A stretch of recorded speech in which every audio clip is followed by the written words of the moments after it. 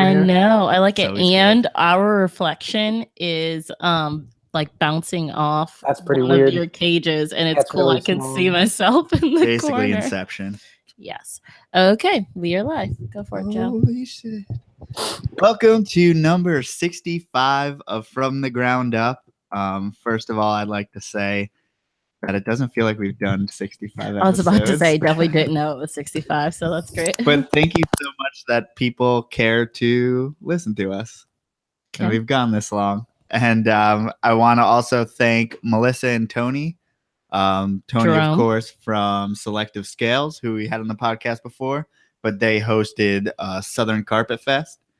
And we had a great time, saw a lot of people, you know, people like Howard Redding, who was on a couple weeks ago, people like Ian Bissell, who was on a few months ago, and just people more local people who we also like local people that we hang out with all the time, but also people who came from Howard from Maryland, Ian from Florida, and just people who gather around to hang out and talk about snakes. Yeah, and eat good queso. Yeah. So thank you for everyone who helped out or that bid on the auction and stuff like that. And it was a great time. Ooh, we won something on the auction. We did, yeah. We bid on Owen. How do you pronounce his last name? McIntyre. Oh, sorry. Owen McIntyre's he put a $200 voucher up and we got it. So I can expand my love for some king snakes right now. I should have made you try to pronounce his last name. I thought it was McIntyre, but then I was like thinking it's a weird McIntyre. Yeah, that's how you usually spell it, I think. I don't know. But I'm excited to get more king snakes in our collection, and he has some really pretty ones. One's available.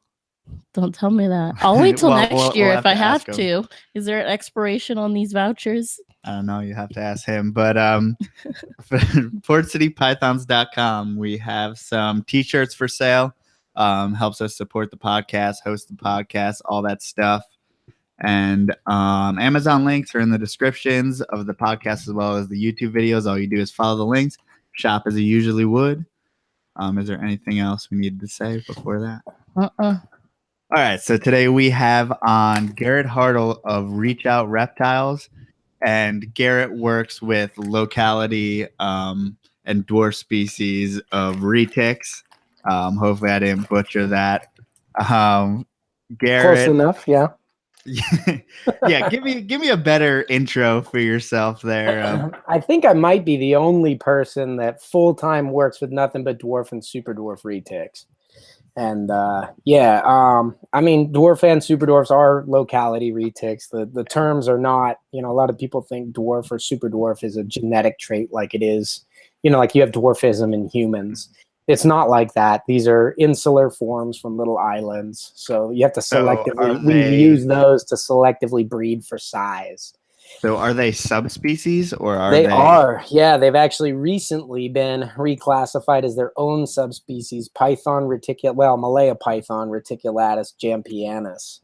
And so we cross those into the mainland stuff to get the morphs. And it's kind of cool because, dwarf or super dwarf are, kind of silly terms, like I said, marketing terms. It's really based on which islands they come from and what kind of breedings you do. But I can get you a retic that's anything from the size of a little bit bigger than a corn snake all the way up. So that's kind of the value of them. It's pretty neat. A retic for everybody, Well, now you do something that I think we all strive for in the reptile community is you do it full time.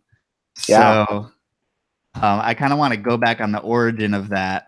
And first of all, Garrett, where'd you grow up? Let's go back even further. Go back to the beginning.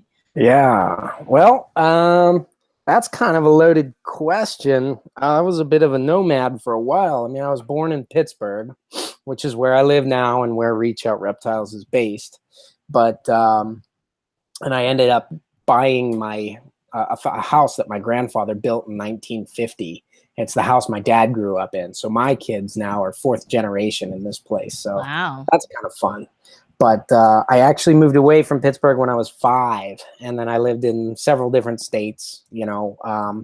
I ended up landing in Southern California when I was, I think 9 years old or something. And did most of my growing up there from 9 to 18. And then from 18, it was just, no holds barred. After that, live wherever I want. So now, Southern California is known specifically for its herps and herp community. So were you into reptiles growing up? I was. I don't know that I was part of any real reptile community back then. A lot of people just thought I was the weird one or whatever. And I was kind of out in the high desert out there.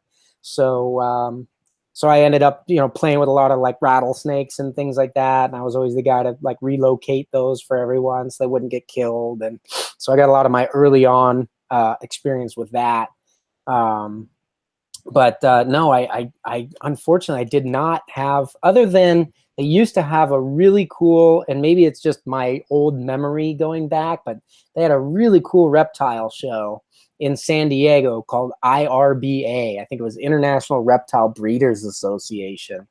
And it was legit. It was old school. There was like tons of different species, but there used to be a lot of breeders that were highly specialized in what they do. And a lot of the guys that are still around were the guys back then, but it seems like a lot of them have gotten away from their roots, and too many of them are doing ball pythons, I think, these days and stuff like that. But back in the day, ball pythons were like, there really weren't any ball pythons available whenever I was doing it. There were no morphs back then or anything. And so that wasn't really a thing. So everyone just kind of kept whatever they thought was cool. Right. Yeah. I think back probably, I don't know what year that is. I don't want to guess. And early 90s. There you go. So it was probably like Bob Applegate and all that influence, the mountain king snakes. Bob Applegate was like my childhood hero. He used to tell me when I was 11, he's like, come over, we'll drink beer and talk about reptiles. It'll be awesome. Yeah. I don't think he knew I was 11, but yeah, my whole experience with the reptile community back then was just literally sending everybody in the backs of the classified sections in the magazines, those SASEs, the self-addressed stamped envelopes. I don't know if you guys even know what those are, but that's how we used to get availability lists. You would send a letter with a letter inside it addressed to yourself, and they would stuff it with their availability list and send it back. And if they were really cool, like Bob Applegate and some of these other guys, they would have pictures in there and stuff. That sounds expensive. Yeah, well, it was free for me, other than the postage, or sometimes they would charge like $2.50 or whatever. But I had heard, yes, so exciting, people charging $2 or something just in the envelope just to send it, so that they knew you were like serious, or the print cost to cover it. It was so cool though. I wish people still did that, because they were like collectibles, and as a kid, I would just eat that stuff up, Yeah, I mean, I would love to see someone who has, all the classic like Glades Herps, Tom Crutchfield, the little bells and like all the little like postcards or whatever the hell they were using back then. I'm sure there's people that do. I had them all. I wish I'd have kept them all, but I've moved too many times. I don't know where anything is anymore, but yeah.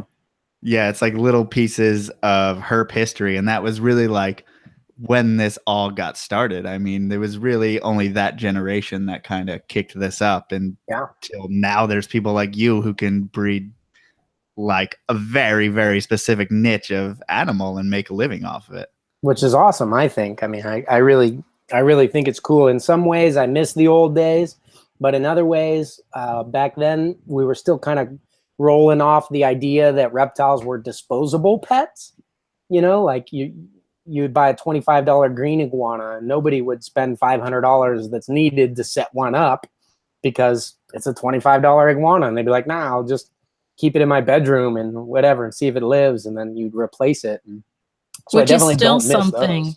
It's still something. I don't think that's something that's totally gone, unfortunately. Yeah, well, but I mean, back in those days, it was a lot more prevalent. I remember ordering corn snakes through the mail that would come in an envelope, and they would put them in like a heavy duty toilet paper tube, basically, with the ends capped off in an envelope, and they would ship it and stuff like that.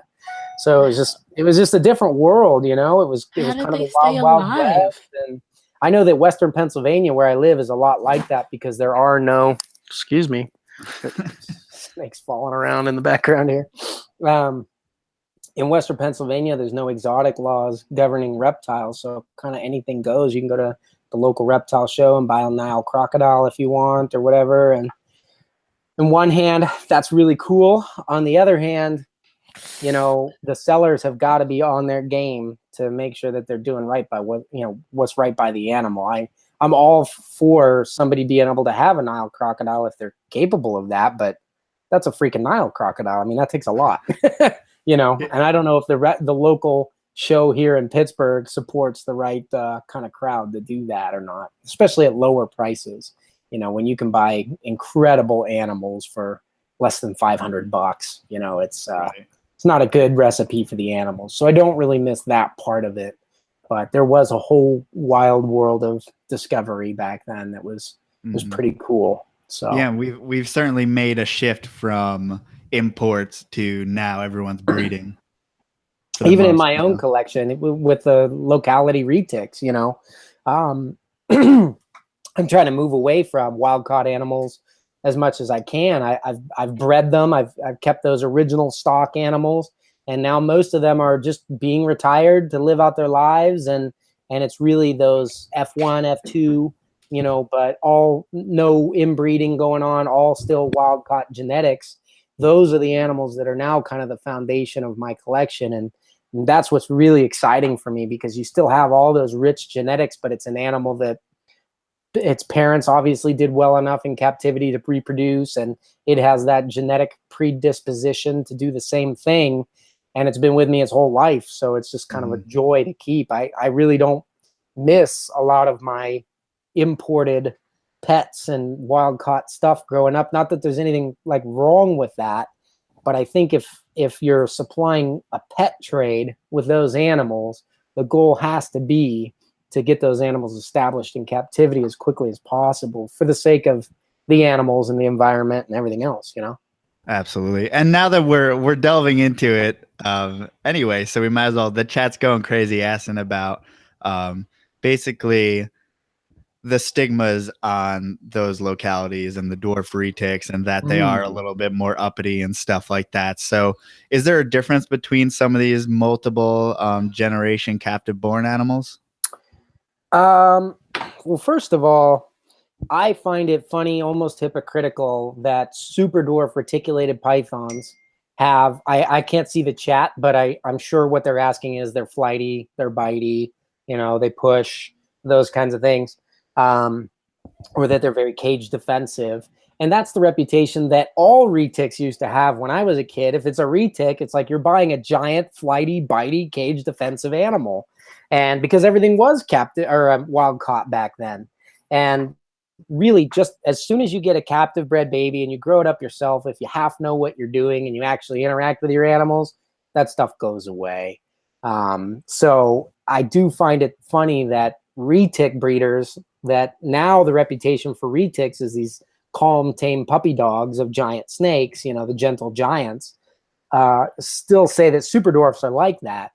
And I think what it is that super dwarfs are they're freaking hard to breed, and they breed slowly and they don't produce a lot of numbers. And so probably, I don't know, I would say at least 25% of the super dwarf population out there, pure super dwarfs, is wild caught animals. And that's where you're getting that reputation from. Whereas, I've got 4 kids. My oldest is 4 years old, or I'm sorry, is 7 years old. And they all play with all the retics on a daily basis and have fun with them. And there's no problems whatsoever. They're different than the big ones. They act different. They're different subspecies and they have different personalities, but the temperament on them is great. So. And I had heard from someone, I don't know how true it is because I'm not really involved in the large constrictor community that much, but have they stopped importing reticulated pythons? Yeah, 3 years ago, they completely shut down. So if you're in the United States, you cannot import anything anymore. So that was in the Lacey Act. That wasn't just domestic. It covered international trade? It mostly covered international trade. Yeah, it's the same law that prohibited the state-to-state transport. And basically what they did with U.S. ARC was redefine the way that the main law was set up to say, okay, yes, it does prohibit importation, but it does not prohibit, interstate within the continental 48 states. It does not prohibit any shipping. So, so that's good because it opens it up within our borders. But what it means is there are no longer any possible ways to get new pure locality blood. And unfortunately, the eye towards locality retics was either an extremely small niche over the course of time, and only since Uncle Sam has told us we can't have them does everybody want them now. But there's almost like some of this stuff we're scraping together things to just try to reproduce them in captivity, and if we don't, they're going to go extinct.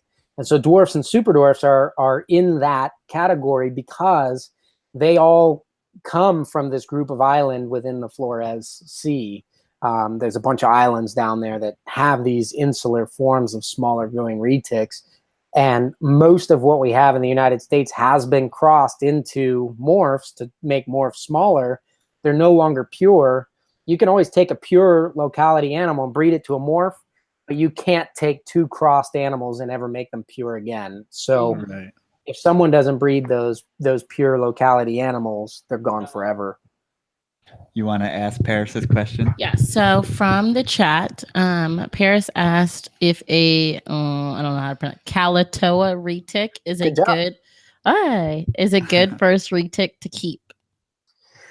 I would, so Kalatoa is one of the islands from that Flores Sea. It is the most commonly available super dwarf, or the really small retics. Males are just a little bit bigger than like a rat snake, or maybe the size of a rat snake.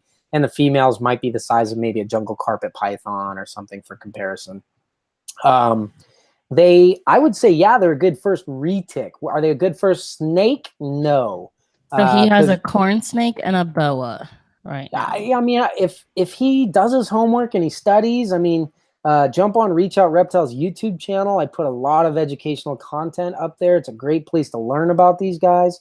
And if they really apply themselves, then I'm sorry, who did you say that it was? What was the name? This is Paris. Paris. I don't know if I guess that could be a guy or him. Him. Okay, Paris. Sorry, man. Yeah, if he jumps on and studies and applies himself, yeah, he could get a Kalatoa. But you have to realize, as a pure locality animal right now that's rarely produced and in high demand, you're going to pay a premium price tag for that animal. I think it's absolutely worth it because even with just two animals, you can become part of the foundation of a captive population here in the United States. So it's a worthwhile investment, but it's I'm funny. not even sure. Oh, I was about to say funny if thing. It's more or less. But funny thing is, he lives in England.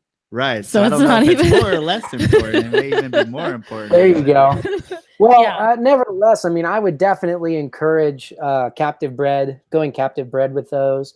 If you're careful with the size of the parents and stuff, you can get a cross animal and it's going to be a lot cheaper for you. In the UK, their prices somewhat reflect ours. I do think the pure stuff is more expensive here now, but the crosses are fairly similarly priced. So if he was to get like a Kalatoa tiger or whatever, if he's in the UK, he needs to go to UK Exotics. That's Sue Robertson or Michael Andrews. Those are kind of the super dwarf specialists over there. They do a great job. So, gotcha. So obviously you're really knowledgeable on Indonesia and all those little islands. So what first got you into Indo as like a place itself, and then also the retics? Well, it's kind of twofold. Obviously, all the cool pet animals in the pet trade are from Indonesia. They just have historically done mass exports to the United States with all kinds of crazy stuff. And it's really exotic stuff. It's, the stuff that lives in Indo is like nothing like what we have here in the United States. So, so there was always that, epic places like the Komodo dragons, obviously the reticulated pythons, there's king cobras out there. Mm-hmm. There's just everything, like every kind of coolest snake on the planet or coolest lizard on the planet seems to live in Indonesia somewhere. But I think what really sealed my fate was growing up in Southern California I was part of a high school group that was led by this. He was a German by, descent, but born and raised to missionary parents in Indonesia. So he spoke all the local languages. He was like a little village boy in a 6'4", blonde hair, blue-eyed body. And the guy was just chock full of stories that captivate a young man's mind. And so it just became like the place of all places to go for me. And so, I mean, we can get into how I ended up moving out there at one point, but it was right in line. Let's do it. Let's get into that. Yeah, well, this is a little bit later in history, but after my year and a half long road trip in the back of a truck. Well, yeah, let's start there. So you graduated high school. When do you start living out of a truck? Or pretty shortly after. Actually, the reptile stuff goes way back before graduation in high school. My parents were the kind of parents that were like, their philosophy was, I'm going to give my kids as much responsibility as they can handle and then rein them in as they screw up. And so, not to say I didn't screw up, I think I would consider my childhood a major screw up, but I never broke any rules. So traditionally, like on paper, I was good, but I was the kind of guy that like they had to make new laws because of the activities that I was doing to say like, I don't know why anyone would ever do that. But so like when you see those random laws, like don't tie a giraffe to a lamppost after someone midnight, did that. I was the guy that made that law. You know what I mean? So that made that law necessary, I should say. So I from a pretty young age, I started hitchhiking into Mexico.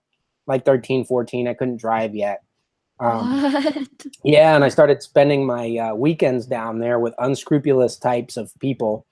Was that not extremely dangerous, or? Yeah, but was it a casual thing? My parents People don't know of your skin color did. Today, I think going across the border to Mexico is like kind of a bad thing or whatever, but back then it wasn't really a big deal. Like you didn't need a passport. If you came back across the border and you were white and you spoke English like I do, they would let you in. You know what I mean? They didn't care.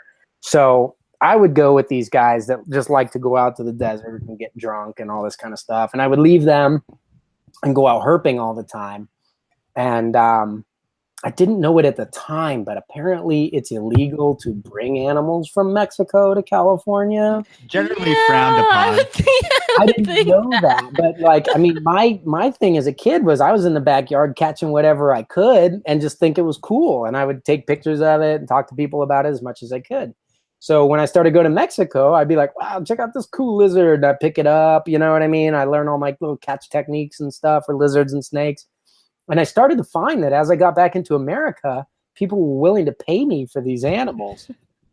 Very strange. It's like, wow, how come no one else has these? Well, it's because they're illegal, Yeah, I think the border was shut down like in the 70s or something like that. And here I am in the 90s, like carrying crazy stuff across the border and selling them.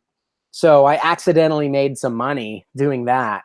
And I didn't know it was such a bad thing, but one of the things that I did when I was 14, I took that chunk of change that I had and I invested it into, I decided to try to do reptiles as a living. And I was like, well, I'm 14, so I got 4 years before I'm out of the house. I better figure this out. So I invested some money pretty heavily and I got a colony of about, I think, 200 leopard geckos at the time. And around that time, the blizzard lizards had just hit the scene.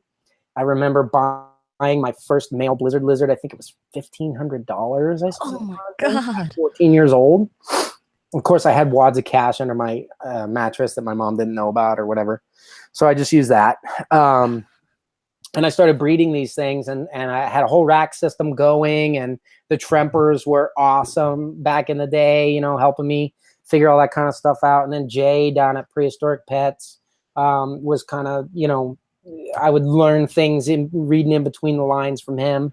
We didn't have the internet back then, but I would just kind of pick things up and trial and error. And I ended up being pretty successful with leopard geckos to the point where by the time I was 16, I was able to take the money that I'd made breeding reptiles from 14 to 16 and buy my first vehicle cash off the lot.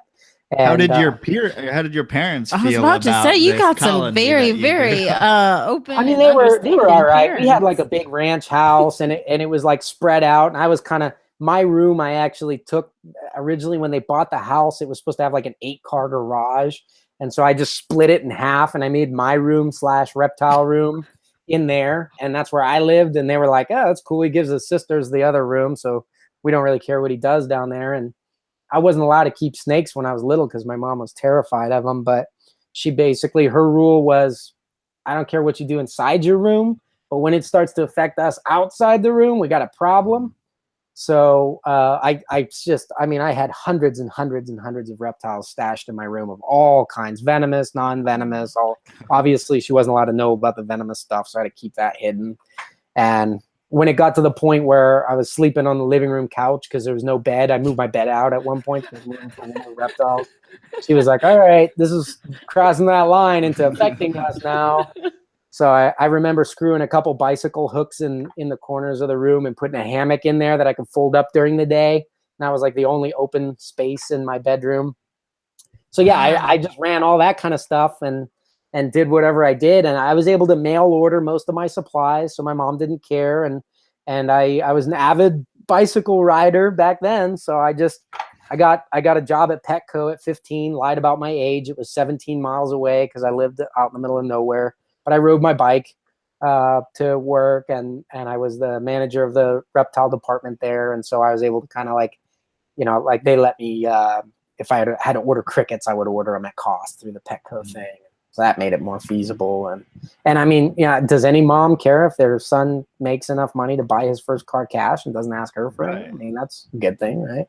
Yeah, that part no, but the going to Mexico. the previous part. I don't think she usually knew I was going to Mexico. I was like, I'm going to my friend's house for the weekend. She just didn't know my friend was, Jorge, south of the border or whatever. So, That's amazing. So what do you want to say? Well, mine's not really a question, really, but it's safe to say that if you hadn't spent that time living in Southern California, your life wouldn't be where you are today. Like if you had stayed. I mean, I think that's true of anything. I would have done something. I mean, before I lived in California, like from I think maybe 7 and 8 years old, I lived in Minnesota, and I remember running away from home for a week at a time. Okay, never mind. You would have. Okay, so it didn't matter where you lived. You would have found a way. Okay, yeah, I'd have been importing Canadian reptiles illegally, I guess. Crossing over. They just have a less variety up there. Whichever border you could find, you'd be crossing it. It's a long bike ride to the Canadian border from where I live.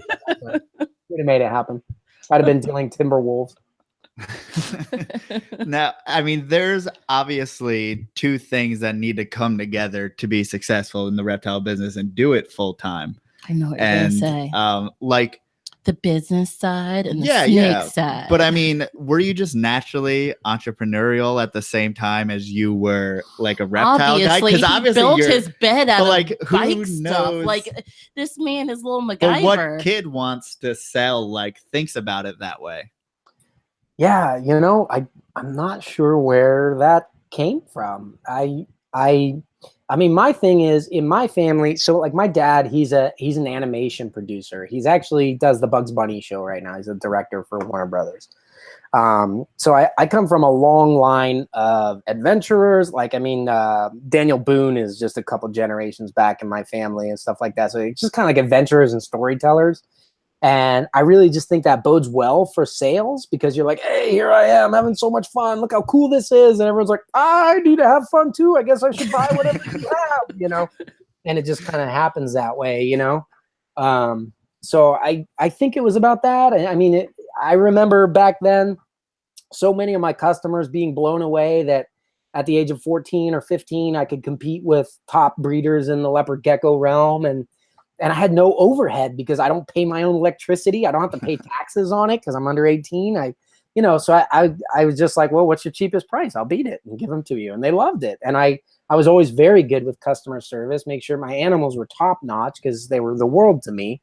And if I had to ditch school to do it, I had to ditch school to do it. And I value education, but at the same time, I was like, this is a real education. I'm doing business over here. That's what we go to school to learn anyway, right? So, Yeah, the reptile side of it was pretty crazy. That was a lot of upkeep as a kid, and I will never do it again because I think at that age I didn't have to sleep. So I just took care of reptiles all night and did my school during the day and my work. Did like a night shift I would always close at the Petco. So I get off of school at whatever time you get off, 3:30 or something, and bike over to Petco and close up at 11 and ride my bike back until 1 in the morning, and then feed and clean all my reptiles and get up for zero period because I had a acting class, first thing in the morning the next day. That is a so it's just, crazy I could never do it now. I could never do it now. And I certainly learned a lesson about overextending myself at the time, but I had to learn that the hard way. I've always been the kind of guy I think just needs to push until I find my limits, rather than having someone tell me what people can and cannot do. Right. So what transitioned you out of leopard geckos? I never really liked leopard geckos. I mean, they're cute. I did enjoy petting the bottoms of their tails, but that was about it. I love the bottoms of the leopard gecko They were tails. just money makers. They were my money makers. And in the meantime, I had all these like Amazonian tree frogs. By that time, I was importing reptiles from South America a lot. And so I had all these like weird things that nobody had ever seen, especially boas. I loved boas back then. But also frogs. And then I was able to sneak in a few venomous things here and there, like eyelash vipers I started with pretty young. And that was a good old time. But they always had Bushmasters. I was always asking for Bushmasters, and nobody could get them for me. And I was always bummed about that. So one of these days, I'll get myself some nice blackhead Bushmasters and do it up right. But that's kind of one of those childhood things that never happened. But I will tell you what it is. I had a lot of reptiles, and finally, after years of begging my mom, and obviously her seeing that I'm capable of making real money with reptiles, she did want to support me in whatever weirdness I was into, thank the Lord. But because she thought it was just insane. But I begged her I remember when I turned 16, I was like, I will trade you every Christmas and birthday present for the rest of my life living with you for a snake. And you don't have to buy it. I'll pay for it with my own money. You know what I mean? I want to have a snake. Now, by this time, I was actually keeping and breeding rattlesnakes in my bedroom, but she didn't know that. But I wanted a jungle carpet python. Like there was no, and I actually remember it was really the tiger coastals that hooked me. But from the Reptiles magazine's ads that I've seen, I was talking to Eric and Owen about that on their show. But I saw this real nice jungle, and I just wanted it in the worst way. And I remember negotiating with her at 16. One of my neighbors, alligators are illegal in California, but one of my neighbors was this lawyer guy who had permits for caimans and ended up like sneaking in an American alligator on that permit. And he kept it in this horse stall. And then he got a divorce and he needed to get rid of it. And it was about 6 feet long.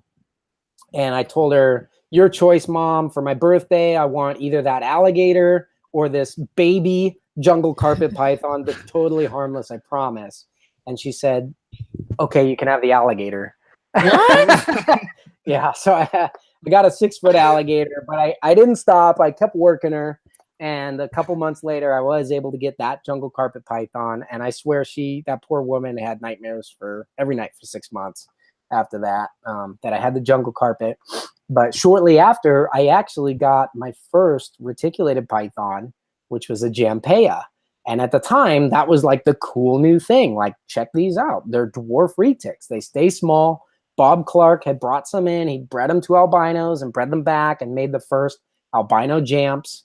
And that was it. I mean, I was like, this is the snake to end all snakes. So that's almost 20 years ago. I got my first dwarf retic. And once you have a dwarf retic or a super dwarf retic or even a mainland for that matter, I mean, they're just such incredible snakes. I mean, I've kept so many species over the years, but there's something that is so interactive about a reticulated python like you just don't get in reptiles. it's almost like having a dog, you know, where they like Or a you and they hate 6-foot this other American alligator. or 6-foot American. Well, that one hated me. He was very interactive, but not in a positive way. I've got a lot of scars from that guy learning how to handle crocodilians as a kid, having a 6-foot alligator that was just absolutely mean. But anyway, yeah. So I don't know. Retics are just, I mean, it's kind of hard to explain, but I think anybody listening that's had a retic will know what I'm saying. It's like once you've gone retic, it's really hard to go back. They just offer so much in terms of. He would know about not going back. Yeah. What? Never I don't know what mind. you're talking about. Whatever. Okay, never mind. I thought that's a joke everyone would get, but never mind. No, not me. I get What- it. I get it, but it's only because we're on video chat. If I was only listening to this, I wouldn't understand. I can't believe he doesn't get it. I don't see color. Oh, Good for you. okay. Good for you. Okay. I like it. I like it. So how did you? Okay, so how do you have all these animals and then live in a truck? Yeah, like what did you do with Like all of them? what happened between interesting. those two? Interesting events? story. Well, I moved out of my parents' house pretty much the day I turned 18. I mean, I turned 18 in May is my birthday, and then Happy birthday, Mom. oh, thanks. Yeah. Just turned 35, so I'm way over the hill now. But I turned 18, and then I graduated high school immediately thereafter. And what I did was I consolidated all my reptiles. So I took like, you know, the hundreds and hundreds that I had, and I exchanged them for like 12 super high-end animals. And then I took those animals with me, and I moved to this campground in the mountains in California, up where the bighorn sheep are and everything like that. And I had a blast up there. That's where I got into archery. We were talking a little bit before we went live and everything like that. And it was like a summer camp, but I was full-time staff there. And I lived in like a 12-foot little, like a teardrop trailer almost, with all these crazy animals. Some of them were deadly and stuff, but you know, it was a blast. I got to grow up with like bears in my backyard, and it was in the national forest. So, you know, I just had all of, you know, the glorious creation to myself, and played around up there. But after a couple of years of that, I had a house fire. That wasn't in the trailer. The first year and a half I was there, I was in a trailer, and then I moved out shortly. I think I was like 19 or something. Still, when I got moved into a house with a couple other guys, and someone else set fire to the house and killed everything, burnt everything to the ground. All I had was a truck I used to have. It was my same truck that I bought whenever I was 16. It was a Toyota pickup with a camper shell on it. And literally everything else I owned burned. And I had nothing, so I was like, I guess I'm going in the truck. So I just decided to go ahead and make a fresh start. And I hit the road with a truck and a wad of cash. And I remember one of my best friends back then was like, Garrett, I just don't see you without any animals. And I was like, nope, I'm not even going to keep any animals for a while. And I actually had horses back then too. I sold the horses to get some of the money for the road trip. But I did all that. And one of my buddies bought me 2 mice, a male and a female, in a bird cage, like those old school wire bird cages that hang. So I hung that in my passenger side next to me in the truck. And those were, the mice's name were Azusa and Sister Cat. And just to like ward off any possible females from going near your truck? Or? Yeah, you know what is so weird? I did not have problems meeting women growing up, like girls. Like, actually, well, maybe the problem was my problem was I was always dating older women. Like, I mean, like 10 years older than me was the youngest I ever dated when I was a teenager, and that was kind of weird. But I think it was because I was already in the working world and doing the entrepreneurial thing, and nobody knew my age anyway. The way I look now at 35, if you look at my high school pictures, I look the same. You know, like I hit puberty, I changed, and then I just kind of stopped. But hopefully that holds up. We'll see what happens. I have a few more gray hairs now, put on a few extra pounds. But other than that, I looked old when I was young, in other words. So nobody knew. So you have the bird cage mice. Bird cage mice, and they would breed regularly as I went across the country. So I'd stop at the park and feed the pinkies off the ducks and stuff like that. And just lived in my Normal stuff. truck, and I drove around for about, I think it was like 6 months until I ran out of money, and I'd gone back and forth across the country a couple times. And then whatever town I was at, I think the first time I ran out of money, I was in somewhere in Indiana. And I just went to like a local church. It was a Sunday. I went to a church service, and everyone's like, "Hey, stranger!" It was like 20 people church. Where are you from? And I was like, "I don't know, but I don't have any money, and I could use a job. I'm strong. Anyone got any work for me?" And I would work.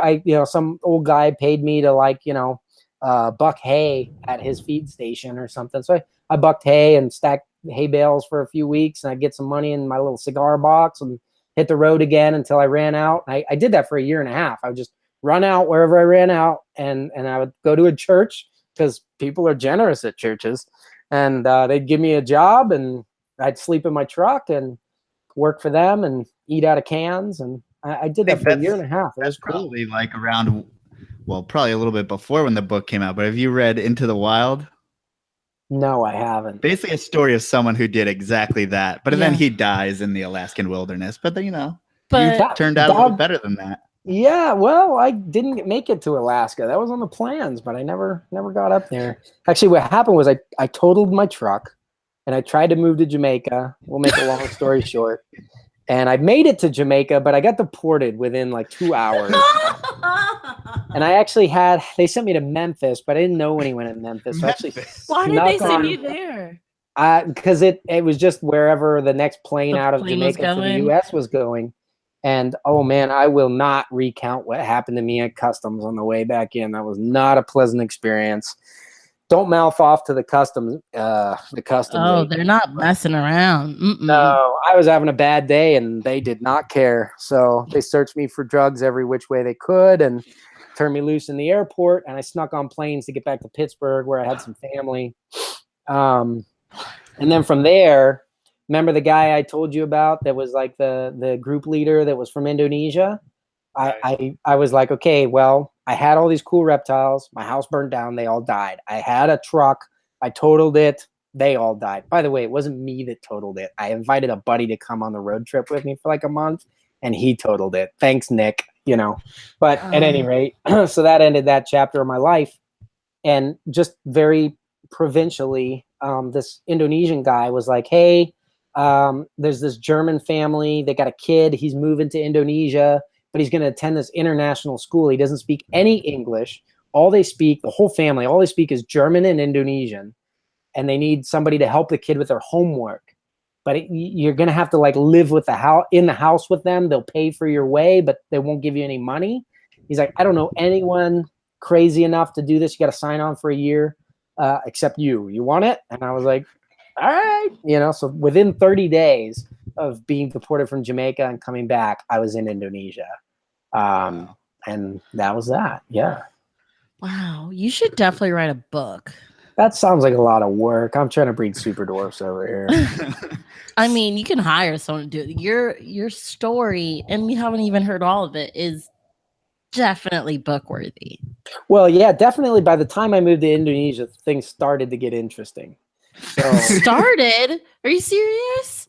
It was. I had a pretty couple crazy years. You came out the womb, and you were interesting. I don't know where my parents were. My wife is always like, what on earth is going on? Every time she hears me tell a story from my childhood, she's like, didn't you have a mother? That's my mom. And I'm like, dude, my mom was great. What are you talking about? So how was this family in Indonesia, and how'd you kind of get along with everything going on there? They were, well, the family was fantastic. It was the Scheunemann family, Sven and Joyce. So the father was German. He was actually the brother of the guy that I knew. So I kind of had a little bit of a connection there. And then the mother was Indonesian. She was from the Halmharas or in like Eastern Indonesia, just off of like Papua New Guinea. And her name was Joyce. And then the kid's name was Kevin. And I believe he was in 9th grade when I went out there. And I was 20 years old at the time when I moved to Indonesia. So I was there to help Kevin with his homework, and he had kind of like most people have a year of Spanish in high school, but they don't know anything. He'd taken a year of English or something. And so basically I'm living with his family. The parents don't speak English really at all. Kevin doesn't speak English, but he's going to school, to his English speaking school. I don't speak Indonesian or German at the time. So for 3 months, I just kind of showed up, helped the kid with his homework, and didn't talk to anybody, you know? But my big problem was my visa, was staying there long enough with the visa, because they couldn't provide my visa for me. So I had to sign on with this company that uses native English teachers. And what I would do was travel around to different universities and teach native English, not like an Indonesian who learned English, but they wanted Western English. So I was a hot commodity out there because I spoke English, and as you guys Nothing can tell, else. I don't have a problem speaking a lot. Yeah. So I got, that was perfect for me because I was able to live there in Western Java with Kevin, and that was kind of my home base. So I ended up having like fly rivers turtles and spitting cobras in these poor host families' house, and had a saltwater crocodile and all that crazy stuff, which was a lot of fun. But then when, you know, like every now and then I would go travel all around these different islands, and that allowed me to really kind of explore Indonesia as a whole, which I had no idea the diversity of this country. I mean, it's 17,000 islands spread over a space the size of the United States. And in the one country alone, they speak 350 languages. So there's that many completely night and day different cultures there. So, I mean, what an experience. But So how do you navigate that as someone who doesn't speak any of the language and clearly doesn't fit into anyone, you know? You just kind of do what you want. You carry a big knife. You get sick a lot, you know, and just make it happen. I mean, with all the venomous and the reptile keeping and stuff, you know, if we want to get a little bit deeper for a minute, I struggled a lot with like self-hatred and depression when I was younger, and I was like ready to die. I just wanted to go out in a ball of fiery glory. So I was like, you know what? I was like, I can kill 3 or 4 Indonesians before they get to me. Let's bring it on, you know? And so all that's just to say, like, I really didn't have any sense of personal safety. So I wouldn't recommend doing it the way that I did it to anybody, because there was a lot of times I should have died. I just happened not to. So, but that kind of carelessness for my own self-preservation definitely allowed me to have a lot of really cool experiences. And so my basic goal was to push and push until I died. And it just hasn't happened yet. But yeah, that was a lot of fun. So since then I've been to, like, I made friends on Komodo Island. I've been there 7 times. You know, I have learned a little bit of the language of Indonesia. At least, you know, they have like a big national language, which is Bahasa Indonesia. It's the same language that they speak in Malaysia. And then they have all their local languages. So that was a lot of fun. One of the reason I ended up coming home from all of that good times out there was I had just gotten very, very sick. I had typhoid and malaria at the same time. It was right around Christmas, and this was 2000. You can Google the date, make sure it's correct. It was 2004, I think. Do you guys remember the tsunami that hit Banda Aceh, the big one? I definitely was 11 years old, so I definitely don't remember that. That's when I was living in Indonesia. And so, as like, for a little bit of background, out of high school, I played football and I was a lineman. And when I went to Indonesia, I was like a beefy, like 195 pounds or something. And then by the time a little under a year later, the tsunami hit around Christmas time. And I was 135 pounds at that time, just because of dealing with, so I'd lost 60 pounds or whatever in a year. From the malaria and the typhoid and just puking my guts out and everything else every day because of all the terrible places I kept going and I just wouldn't let up.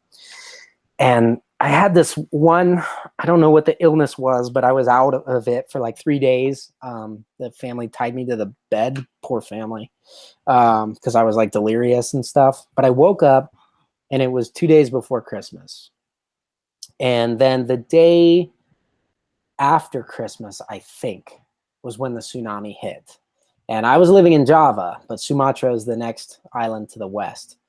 And it was devastational. I mean, it was absolutely like nothing. So like most of us, I mean, you guys might be too young, but 9/11, you remember the impact of 9/11, and the death toll and the fatality of 9/11 was about 3,000 some odd people. In the tsunami in Indonesia, for comparison, I know it's a third world country, but the death toll was 300,000 people. So it was 100 9/11s that happened all at once. Basically, anyone within 10 miles of the coast was wiped out. Was gone. And yeah, it was crazy. So I noticed the tremendous outpouring of money that was going to the country, but the Indonesian government is very corrupt, and very little of that money was actually getting to the people. So immediately I contacted everybody I knew in America, and I was like, look, guys, I'm going to go distribute, relief stuff in Banda Aceh myself. If you want to spend money, don't give it to the government. If you give it to me, 100% of it will go to relief effort. And so I teamed up with some doctors and scientists and stuff like that. And we managed to charter a plane. We were actually the second plane to arrive in Banda Aceh after the tsunami. The first one was a military plane. The second one was us. And we brought some semi trucks and stuff from Medan, which was a close by city, just packed full of as much medical supplies and food and water and stuff as we possibly could. And like I was there 4 days before the Red Cross got there, to give you some perspective on it. And it was just incredible. So you gotta remember, just a couple days prior, I woke up from a delirious fever and didn't know where I was and stuff like that. But now I'm out in Banda Aceh distributing relief stuff. And I mean, the sad thing was I had just a caravan of semi trucks with relief stuff that me and the German guy that I knew and some doctors and other translators and stuff passed out, and all those supplies were gone in a day. And I was slated to stay there a week before anything was leaving that I could get out on. So, I mean, I don't even want to talk about the stuff that I saw and went through for the next week. It was unreal. But I don't remember eating or sleeping or anything like that during that time. It was just terrible. And I was already so thin. And for me, when I traveled, one fun thing I would do is like never cut my hair or never shave, so that I would just look like a madman when I came back. Because I don't know, that was entertaining to me or whatever. Yeah. But when I got back from Banda Aceh to Western Java, I was just fried. I was just absolutely toasted from being so sick, all the things I'd seen emotionally and mentally.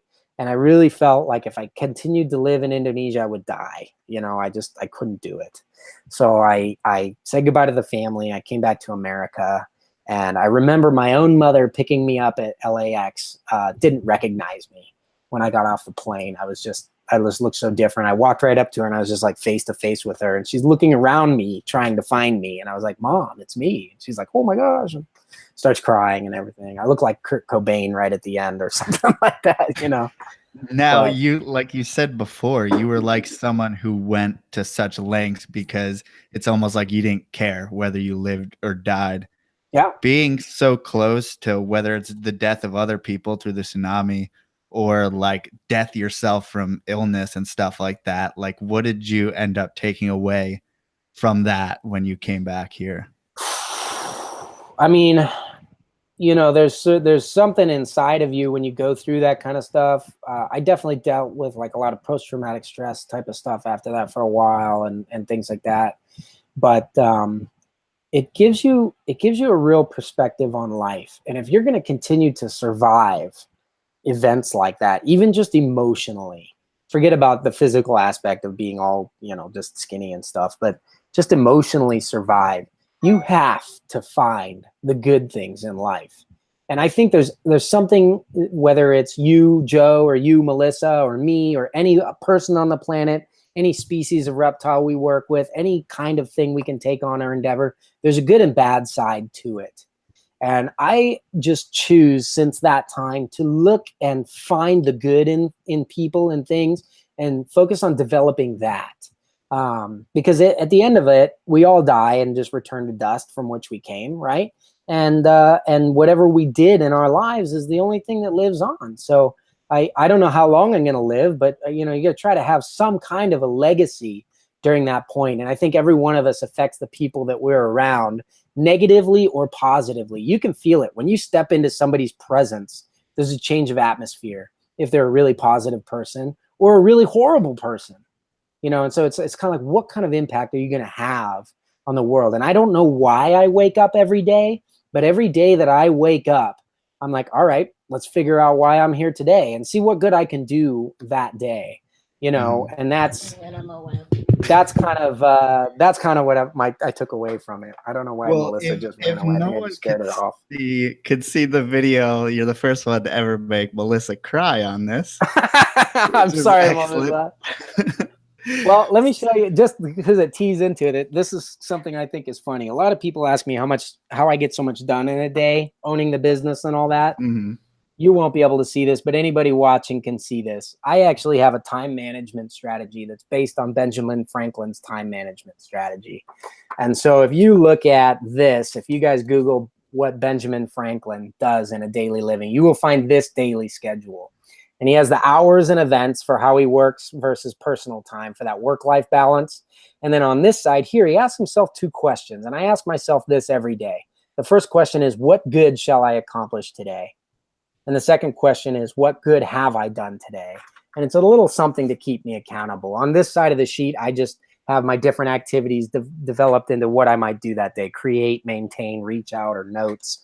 But I'm trying to find my one for today. Have you read the Walter Isaacson book on Benjamin Franklin?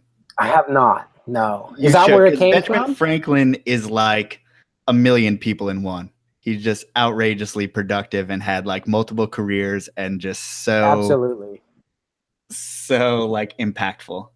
Absolutely. And that was kind of my thing when I first started, when I made the jump to, you know, like working with the dwarfs and super dwarfs full time. I know that I needed to track my progress somewhere, because people will take so much of your time if you let them, and you cannot just live reactionally. You've got to be intentional with your time. And so by writing out my to-do list, I sit down on Monday. I have a weekly thing, like Mondays are for this, Tuesdays are for that. But every Monday morning, so that was this morning, right?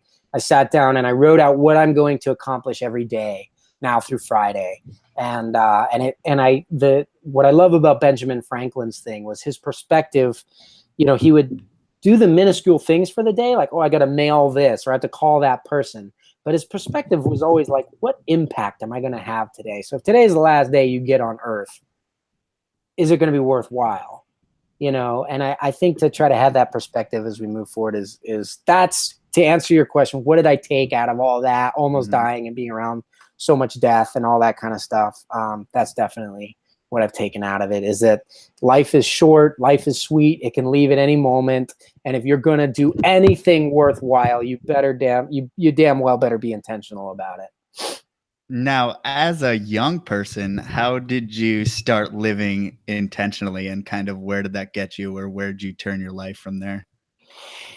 Well, so I decided there were certain skills and things that I wanted to learn. And I was kind of like the learn to swim by jumping in water sort of a guy. So I just started tackling things after that. In terms of like, you know, you kind of want to, like a lot of young people, I think we want to build our career. And so many times I see people fresh out of college being like, well, maybe I can get into a good company with good, you know, growth within that company. And that's great. But I think if you're depending on someone else for your personal embetterment, it's short-sighted. You know, so if there's something you want to experience in life, go get it. You know, go figure out what it is. And so when I returned from Indonesia, I was kind of like, well, I'm in America, so I have to live like a normal life again, I guess. So what is it that I care to learn and do? I'm sorry, Melissa. You never lived a normal life. Let's acknowledge that. I did. I'm just a good storyteller. I mean, it's all true, but it's, my wife calls it says it's Hartleized. Like if you were there, it wasn't that spectacular. I just put all of it in 15 minutes, so it sounds crazy, but it was spread out. Yeah, I kind of had to figure out what I wanted to do with it and stuff. So I began doing venom toxicology studies with University of San Diego. That was a lot of fun because I had all this knowledge about where all those crazy rattlesnakes lived in Southern California. And they were, at the time, particularly interested in the hybrids between what we called Mojave Greens and Southern Pacifics.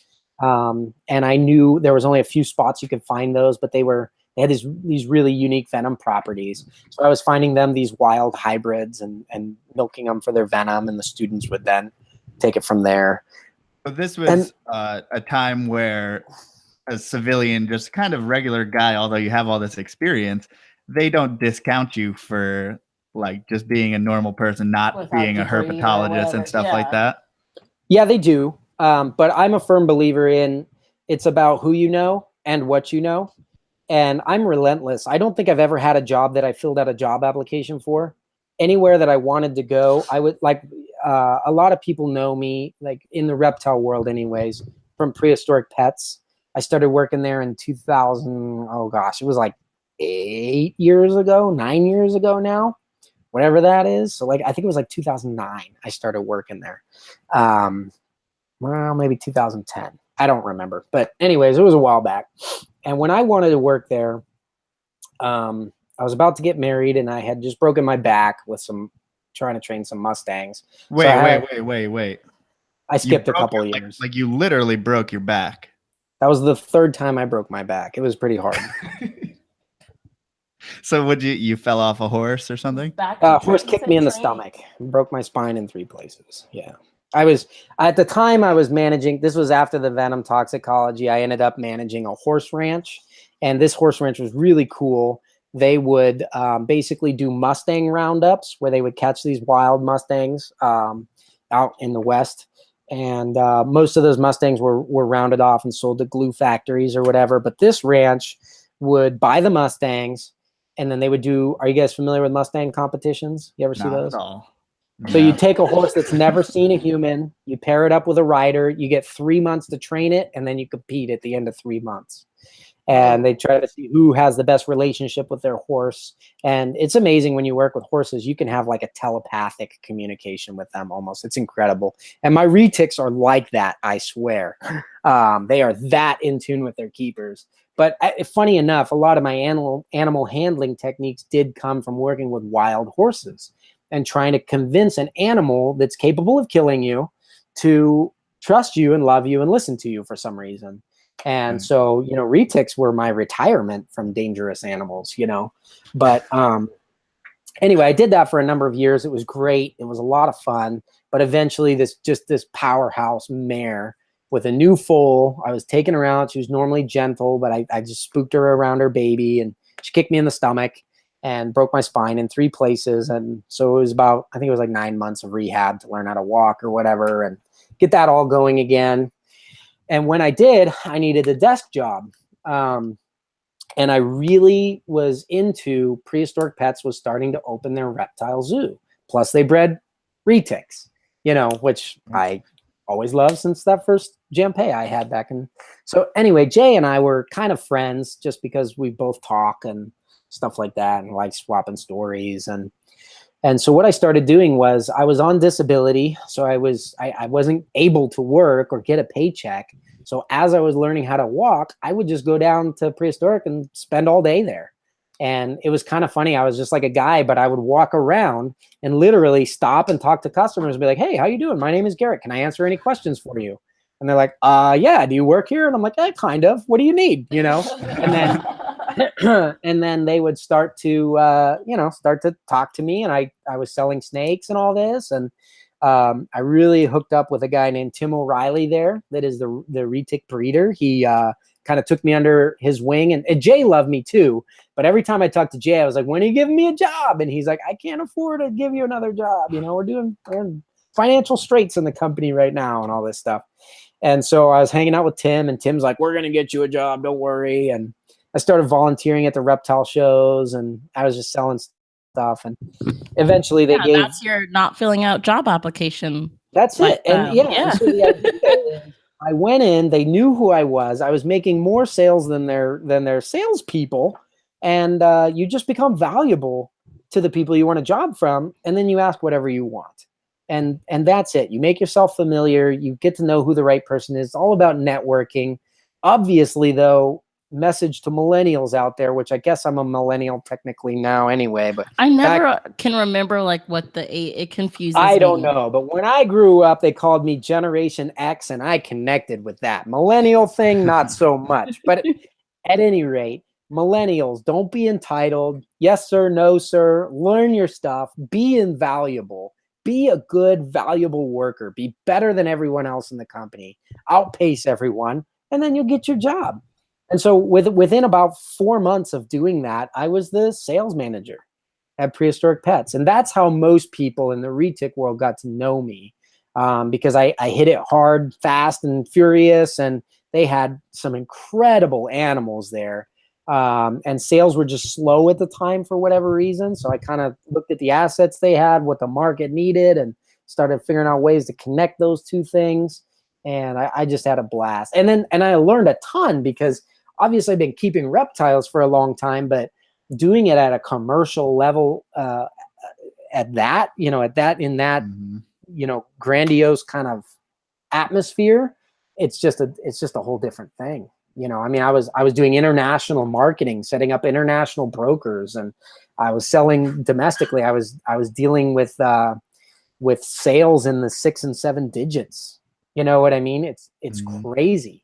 But it was a tremendous education for me. But Melissa, to get back to your point, I mean, that's how you do it. I mean, you just figure out what you want to do, and you don't stop. If there's a place you want to do it, go there every day. Be there until they can't let you go. Yeah, it seems like we always get people asking, how do you get a job working with animals? How do you do this? How do you do that? And I guess the answer is just kind of at the end of the day, relentlessness. Yeah. Camp outside. Don't ever leave. Get to know everybody. Bring a sack lunch and eat it in the employees' lunchroom until someone kicks you out. You'll be surprised how many times they don't. I'm serious. That's what you do. You just go get what you want, and you do not leave. Now, what are some things that you were able to take from your experience at Prehistoric Pets and say things that you wanted to leave and things that you wanted to bring with you kind of in your brain for your new company? Things you wanted to do, things you didn't want to do the same. What'd you learn? That's a really good question. I'm going to have, honestly, some difficulty answering that, because I am not the most politically correct guy. Without throwing people completely under the bus, but I mean, half of your question is, what wouldn't I do like them? And that's a tough one to answer, because I'll tell you, just like I told you a minute ago, it's easy to slam somebody that's as public as Prehistoric Pets or Jay Brewer. Mm-hmm. But at the end of the day, which one of us is perfect? There's not one. You know what I mean? And the more public you become, the easier it is for people to see your faults. Look at how much people, I mean, any big figure in the industry, for retics, it would be Bob Clark, Kevin McCurley, Jay Brewer. People are going to slam those guys. For the reptile world as a whole, you got Brian Barczyk, who takes more crap than anybody. And I'm telling you, he has good things and bad things that he does, just like anybody else. Mm-hmm. Things I learned at Prehistoric Pets, and on the positive side of how I did it, I mean, there was a lot of marketing. There was a tremendous amount of experience just in how to treat customers. When you deal with literally tens of thousands of customers, you get a very good feel for what to do and not to do. And Jay was an amazing guy in the fact that he protected his employees, because I was still new to that, and I was learning a lot. And I made a lot of mistakes. I screwed up a lot. I mean, I wish I could tell you that I was a perfect guy too, but I mean, I made mistakes that caused the fatality of animals sometimes. I made mistakes that made us lose customers sometimes. And Jay always had enough faith in me to say, "Hey, kid, good job." You know what I mean? Well, not good job. He usually was like, "Hey, you screwed the pooch on this one, but what are you going to learn from it? And I believe in you, and let's do better now," right? And he really invested in me in that way. And so, personality-wise, he's got a lot of personality, and he can be difficult to work with if we're honest.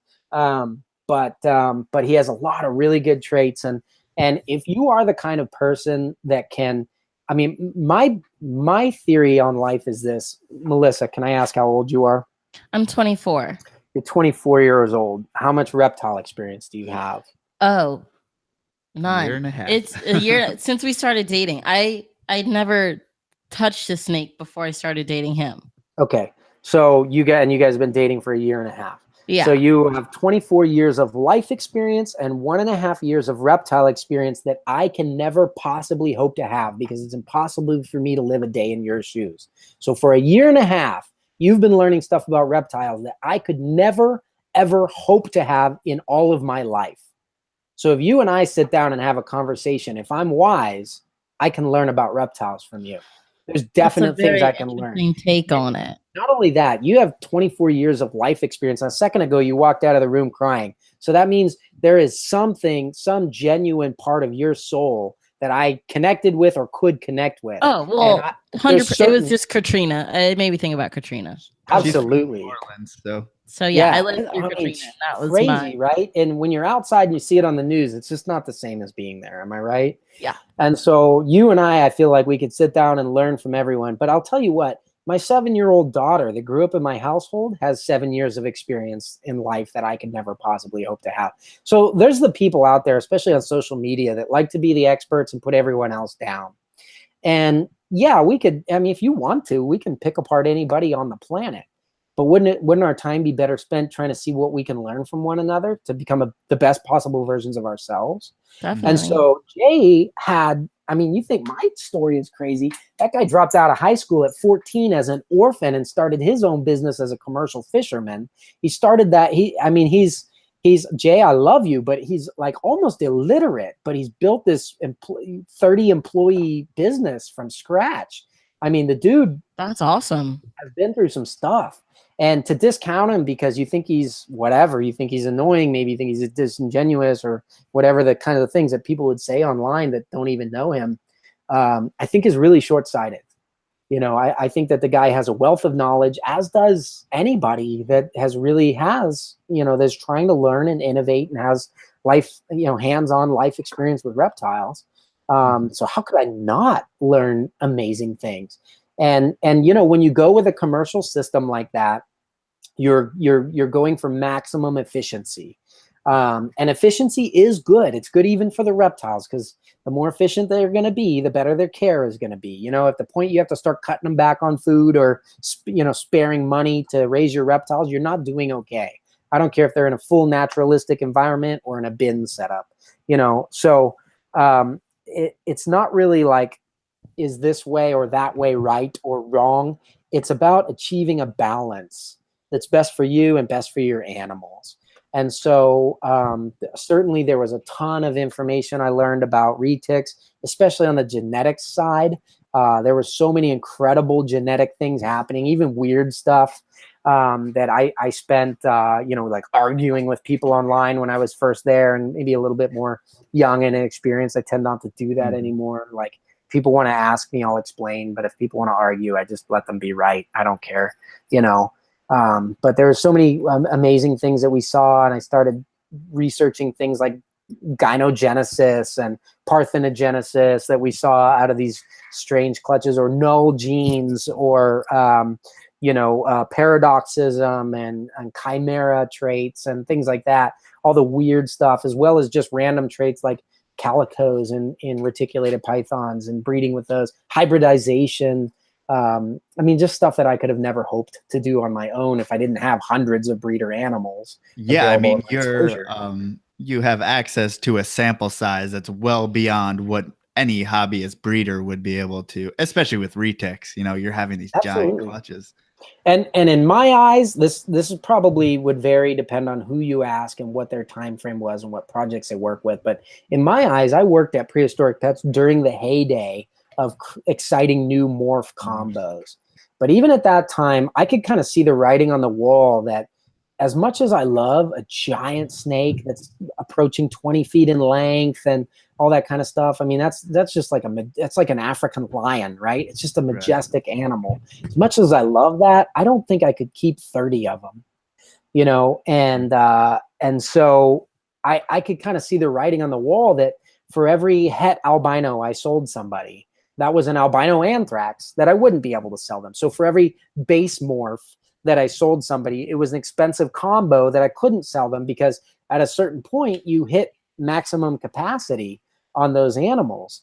And so when I moved out of that, I was like, I'm going to get rid of, I had a good number of retics just from having worked there and stuff like that. Those are mainland retics, you mean? Mostly mainlands, but even when I was at Prehistoric, my little pet project over there was always the dwarf and super dwarf projects. And they were not always the biggest things with Jay. He likes his big retics, and I understand that. I mean, they're incredible animals. But he also kind of has that like zoo mentality, and my thing was like, what can I actually keep in my garage at home and be successful with? And so I did a lot of buying and selling and trading and stuff for dwarf and super dwarf retic breeders with the great breeders of the time, people like the Gaspars, Travis Kubis, Jason Reed, Sal Valletta.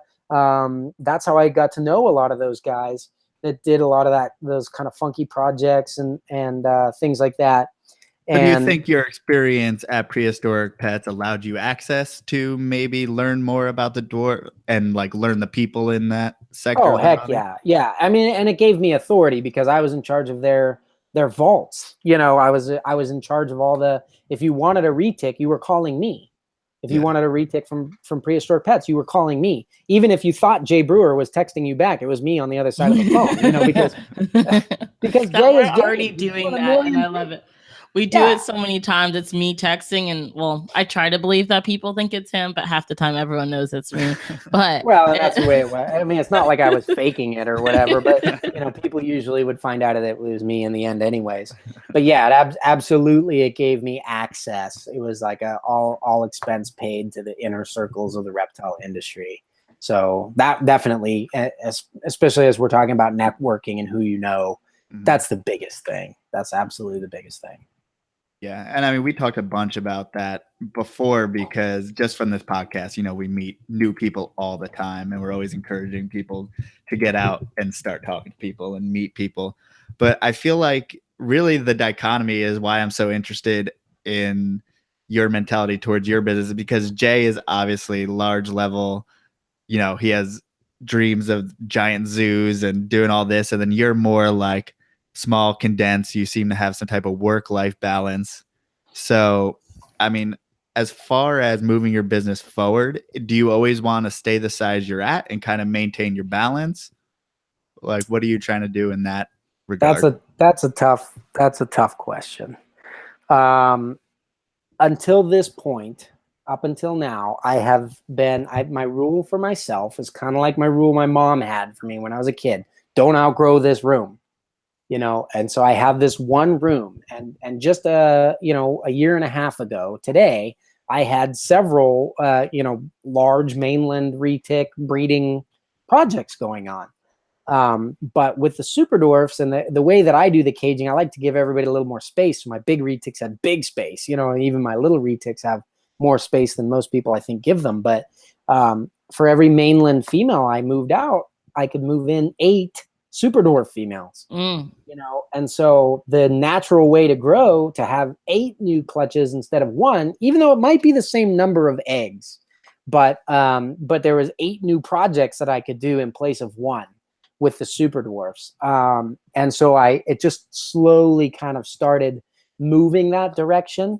And now I'm to the point where the only thing that I have that is not a dwarf or a super dwarf is a project that I plan to breed into dwarf and super dwarf someday. And does that kind of keep you out of the rat race of the retic guys and the mutations and all the mainland mutations going on and kind of the drama? It does, and I love it. And I just kind of focus on my projects and my things. And one of the things that I thought was really funny when I first started selling retics again, of course, I thought that the main part of my customer base would be people that I knew from back in the day, from working at Prehistoric. And certainly I still talk to those people, but everybody that's buying from me, there are a few people from back in the day that I'm doing business with, but by and large, it's new. It's all new people getting into stuff. That's awesome. Yeah, and I think that's because of the way that I've approached it, rather than trying to be in there and get like my animals a little bit cheaper than everyone else's, or get a little more exposure than everybody else, or whatever the case may be. What I decided to do was take an approach where I would just give and give and give and give to the retic community and the reptile community as a whole as much as I can, and test my theories in life of reciprocity. You know, you reap what you sow, kind of a thing. And so that's what my focus has been. If you watch my YouTube channel on Reach Out Reptiles, all I do is just give out cool information about super dwarves that's not available in other places online. Very little is still known about these, and what is known is kind of locked in the mental vault of the people working with the animals and not available to the public. And so it's kind of the way that it was when I was a kid. So I've kind of found this place where I get to be the guy to usher in the information. I've worked with them long enough to kind of have a lot of the bugs worked out, and I sort of have a polished message. But I've found in social media a platform by which I can kind of give back to everybody that is interested in looking towards these kinds of animals and stuff. So and to speak to work-life balance, one of the things that I did at Prehistoric Pets, just to make ends meet, trying to live in Southern California, which is like outrageously expensive, and having a new family at that time, because at a certain point I did get married and start having kids and everything, you know, and I just had to work more to make more money. And I never got to see my family. By the time I left Prehistoric, I barely ever got to see them. So work-life balance was a big deal to me. And I came out here and I got another job, and it was starting to pile on more and more pressure and stuff like that. And it was kind of like, here we go again, you know? And I just decided it was kind of time to do it for myself, so that at least I would be the one pressuring myself to be away from my family. And it is still kind of a test. I mean, the public demands attention. I'm getting texts and Facebook messages now as we speak, and it's a you know, and at my time zone it's 8:30 at night. You know, and I'm getting all these people that are messaging me, and I'm going to leave them there till tomorrow, and then say, hey, good morning. You know, sorry I didn't get back to you last night. I was with my family. Anyway, this is what I did. Or if someone texts me on a Saturday, I try to take the weekends for my kids. You know, I have 4 kids now, and I really want them to know who their dad was.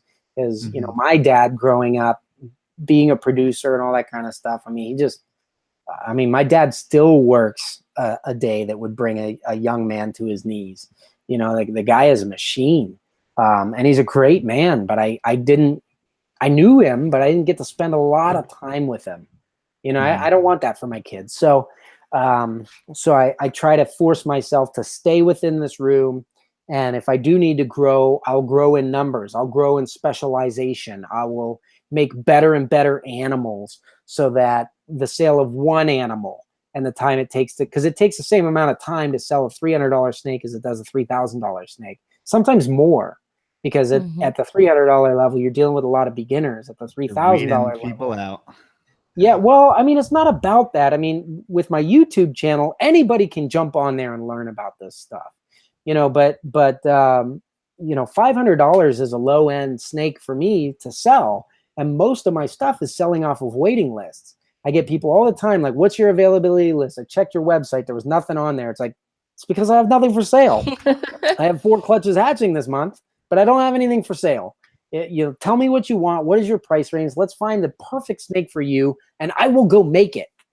You know what I mean? And we'll get you the perfect snake, and you'll get your pick out of the babies before it ever goes public. And that's kind of the way that my business has gone. And I'm really happy with that. I really enjoy it. I don't have to compete with people online. I get to have real conversations. I get the benefit of knowing that who my animals, which are my babies, right? I get to know who those people, like the people that those things are going to. I have an accounting for all of that. And I've been doing it long enough now that I'm able to see my customers grow up, be successful, breed the animals, and then I'm even buying animals back off of them, because They furthered the selective breeding one generation. I'm like, man, great job with that. And you know, it's always great to get like the grandbabies off of a snake that I sold back or something like that. It's a really fun thing. So I really built more than client base. I feel like I'm building a community here, and it's just been great. I try to support everybody as much as I can, and with those principles of reciprocity, they're supporting me. They're enabling me to have the lifestyle that I have with my wife and kids, and working in the reptile room here, you know, in the basement, and just doing whatever I can find to do. It's great. I think that's important to appreciate, that our level at this time in the hobby is that we can build those little communities and always be talking to people, and we have things like this, and we have a YouTube channel and all that stuff. But Melissa, what do you want to ask? Yeah, I had a question before you were going to talk. Sorry. Okay, there's a couple from the chat, and then I have a question. Brandon Wheeler from Morelia House, well, really a comment. He said that you probably know one of his good friends, Mike McConnell, because he worked at Prehistoric. Yeah, forever. I know Mike. He's missing a finger from a rattlesnake, I think. Good old Mike. Good guy. Okay. Good spirit. And then Brandon Wheeler also asked, do you feel that super dwarfs deserve a separate species status from the mainland? That's a good question. But if I give you an honest answer, a lot of us in the reptile trade like to pretend like we're scientists, and we're not. And, you know, I've worked with people, like I said, with the toxicology studies in the universities and stuff like that. But I am not the kind of guy that deserves. I'm very happy to see them get their own subspecies. I know that the motivation behind that stuff, though, a lot of times is personal or political. The reason why they have their own subspecies status is because someone is like, hey, the skin trade is decimating these, the pet trade is decimating these. Let's find out if these are a unique species worth protecting on their own before they're gone. And so that's why that's happened. To be honest with you, I mean, they are very different, but I don't know at what point does it distinguish a species, you know, status versus subspecies status.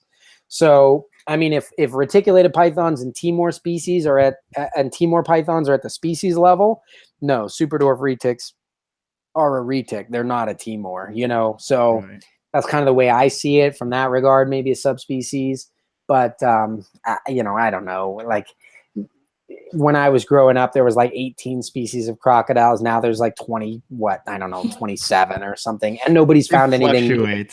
But nobody's found any new species. They've just divided up the ones that were always there. So, you know, it's kind of the way, like, you can divide it endlessly. I don't know. We do see some of the things, like some of the problems that you have if you're trying to make a bat eater, which is a retic Burmese python hybrid, happen in first generation crosses with super dwarfs. And so there's some interesting stuff, but I don't know how much of that pops up in subspecies either.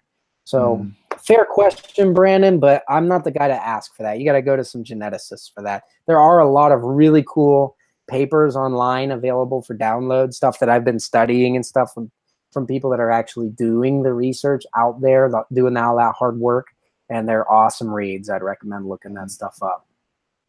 Awesome. I mean, no, I'm still going. Okay, sorry. I'm still going. She's got a few questions and then one of her own. Come on. Thank you. Keep up. Okay, a different Brandon asked if you could touch on your scrub project.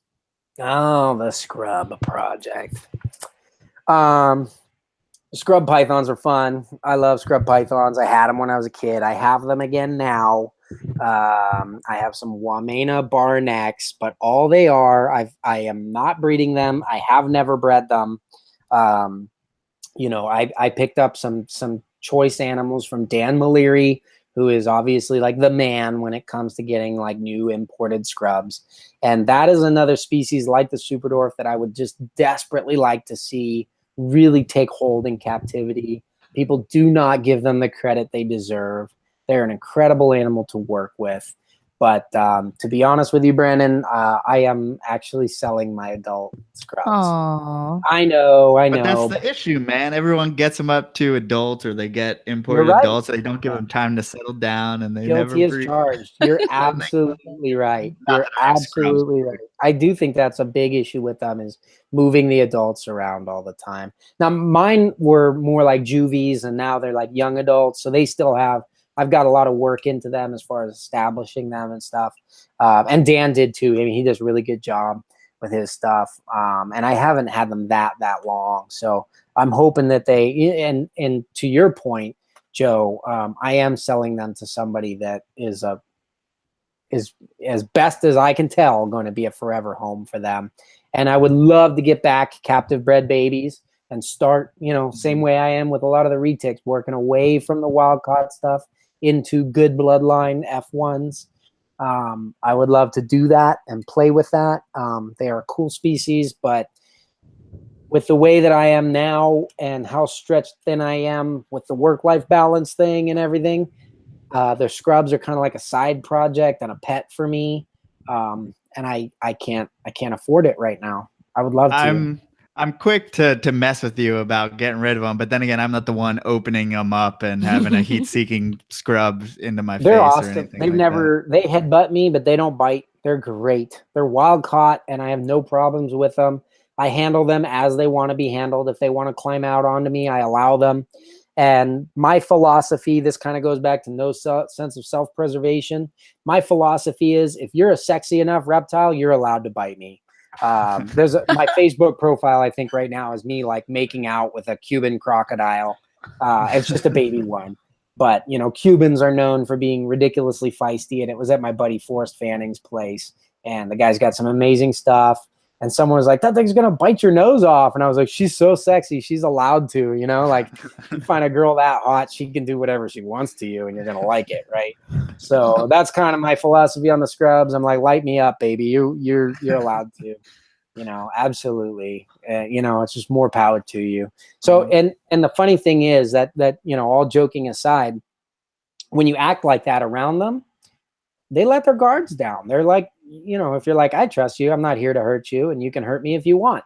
I think they view you more as like, wild animals come across other animals all the time in nature. Like my mind goes to like rattlesnakes and gopher tortoises, rattlesnakes living in gopher tortoises that come in and like trample over the rattlesnake as they get down into their burrow. Rattlesnakes aren't killing them left and right, even if they had the ability to, because they realize it's not a predator and it's just something that annoys them every now and then.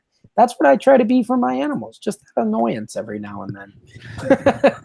Right. And it's like, you can bite me if you want, Okay, last question is mine, and you're gonna get mad at me because it's not on topic. Okay. But I wanted to know, how did you bring your wife into this whole reptile world? How did that go over? Well, that's an interesting one. My wife is probably one of the very few people on the planet that is completely indifferent towards snakes. I think snakes elicit some kind of reaction out of most people. You either love them or you hate them, right?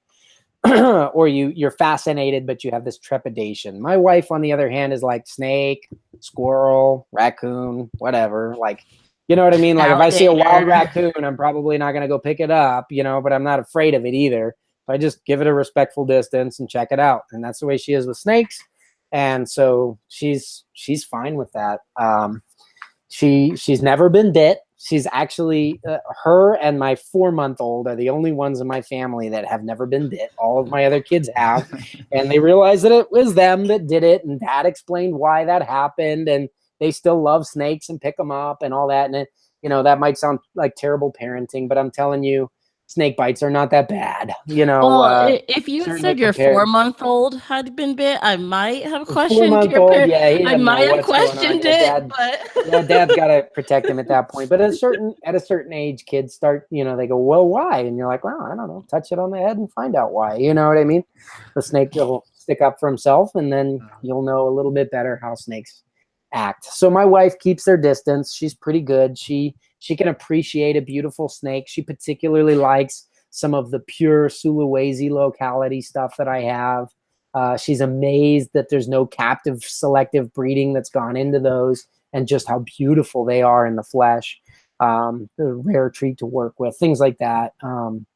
She always feels bad for the snakes if something goes wrong or you get one that's sick, or, you know, she definitely, my wife is very empathetic. And so anytime a retic is laying eggs, she feels so bad for her. She's like, oh, mother Earth, you know, like she almost cries. Like at this point, I don't do maternal incubation. I do pull the clutches, and the mother retics have a very strong maternal instinct to stay with and protect their eggs, their babies, you know.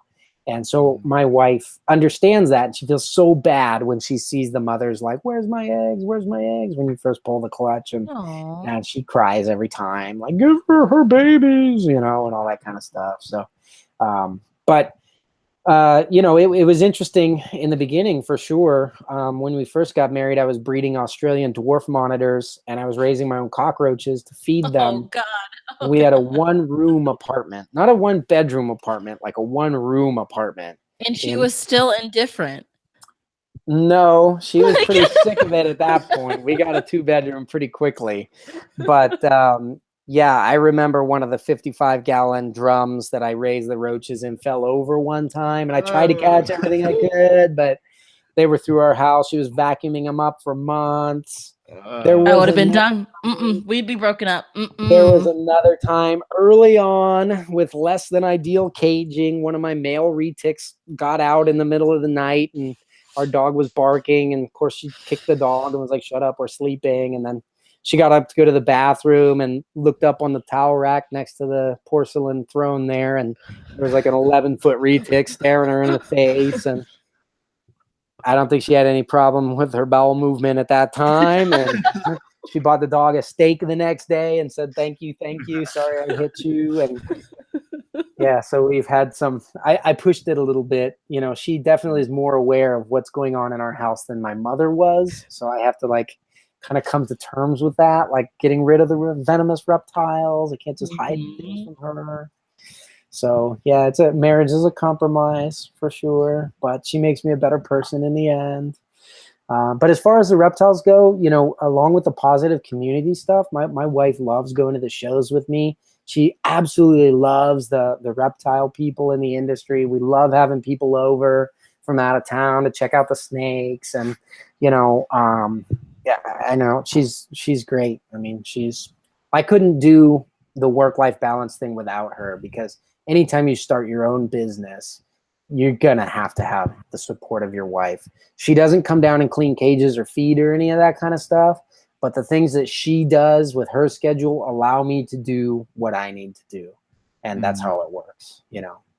Absolutely. Good question. What did you do before you decided to go full time?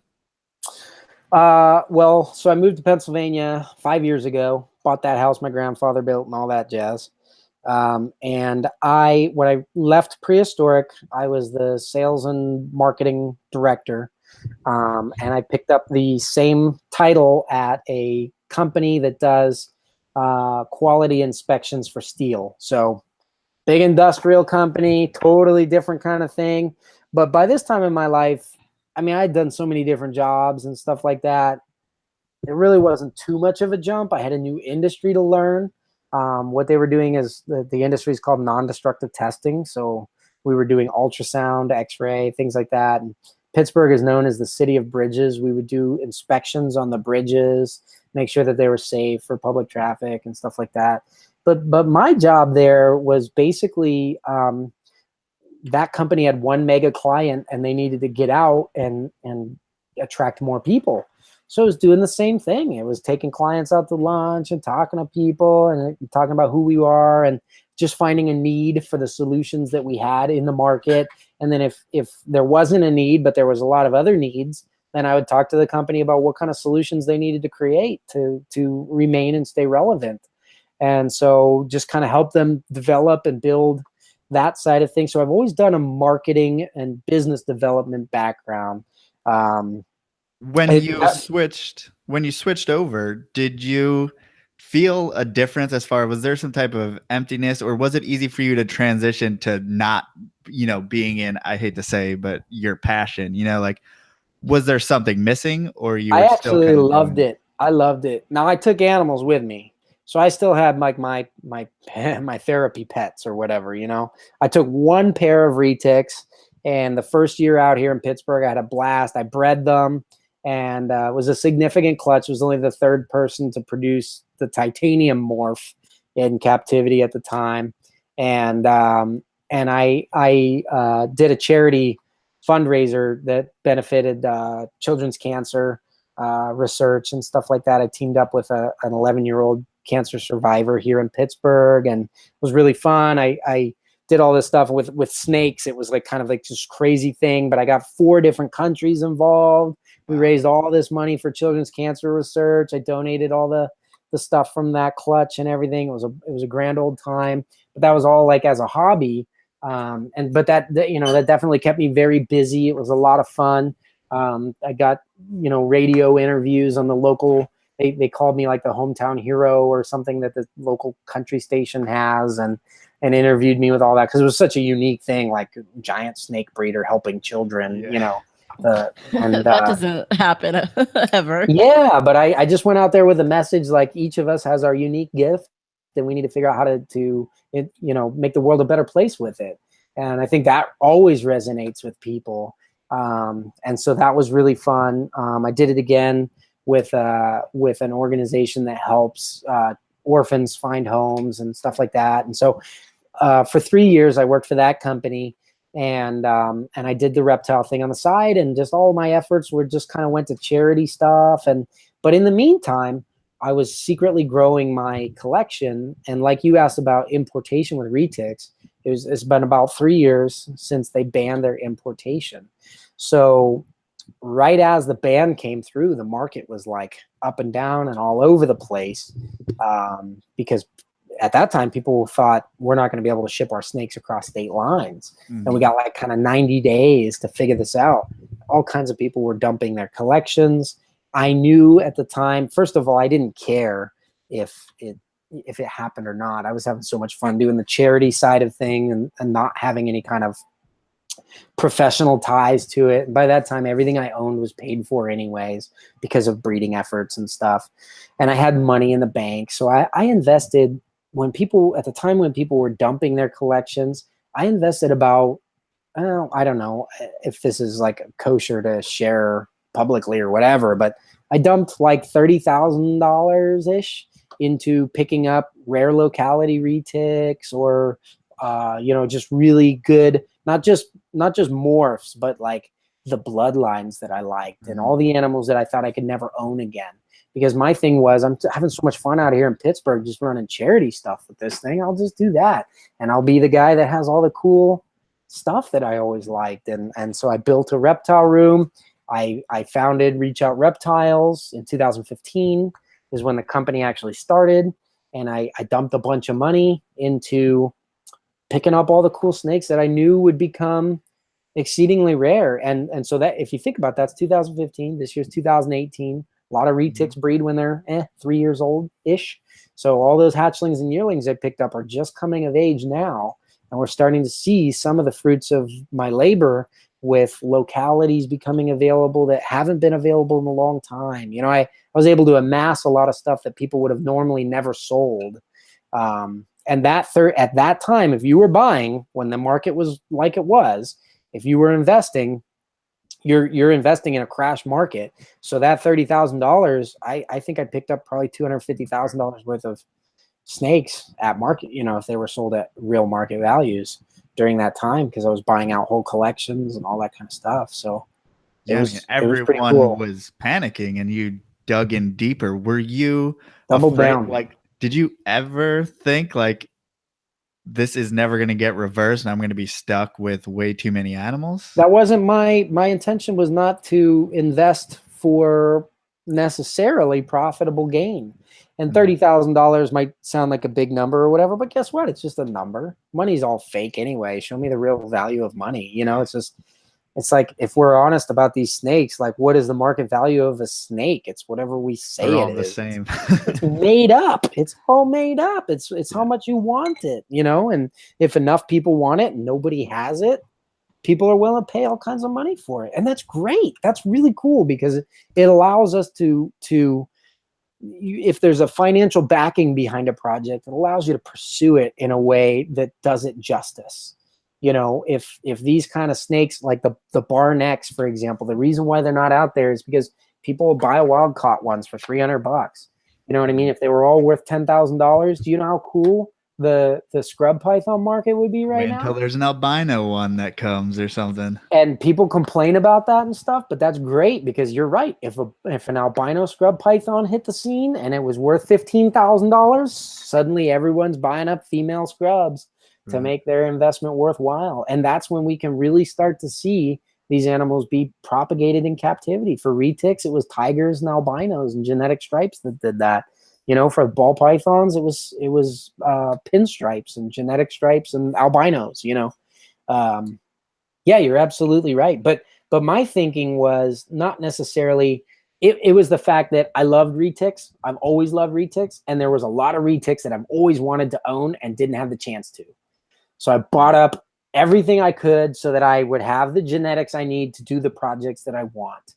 And now, fast forward 3 years later, that decision has become the foundation for the ability for me to leave the professional world and pursue this full time.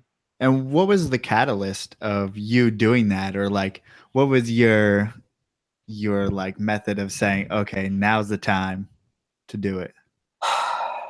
That's a very good question. I don't know if I know for sure, but I had been through enough companies and made something out of nothing for them, which, by the way, is something I still do for reptile people. It's like you make something out of nothing. People think they're going to buy 2 snakes and rub them together and get rich or something like that. And that just doesn't happen because there's a lot more to it than that. And so I try to fill in the missing pieces for people. And I did that at Prehistoric. I did that at that Mustang ranch. I did that at the camp that I worked at. I did that at the last company called Integra Testing that I worked at. And so, I just kind of had this lingering feeling that I was continually, I don't know how to explain this part to you, Joe, but I feel like I was put on this planet to be the ambassador for snakes. Like, I connect on a personal level with my animals, and I connect on a personal level with people.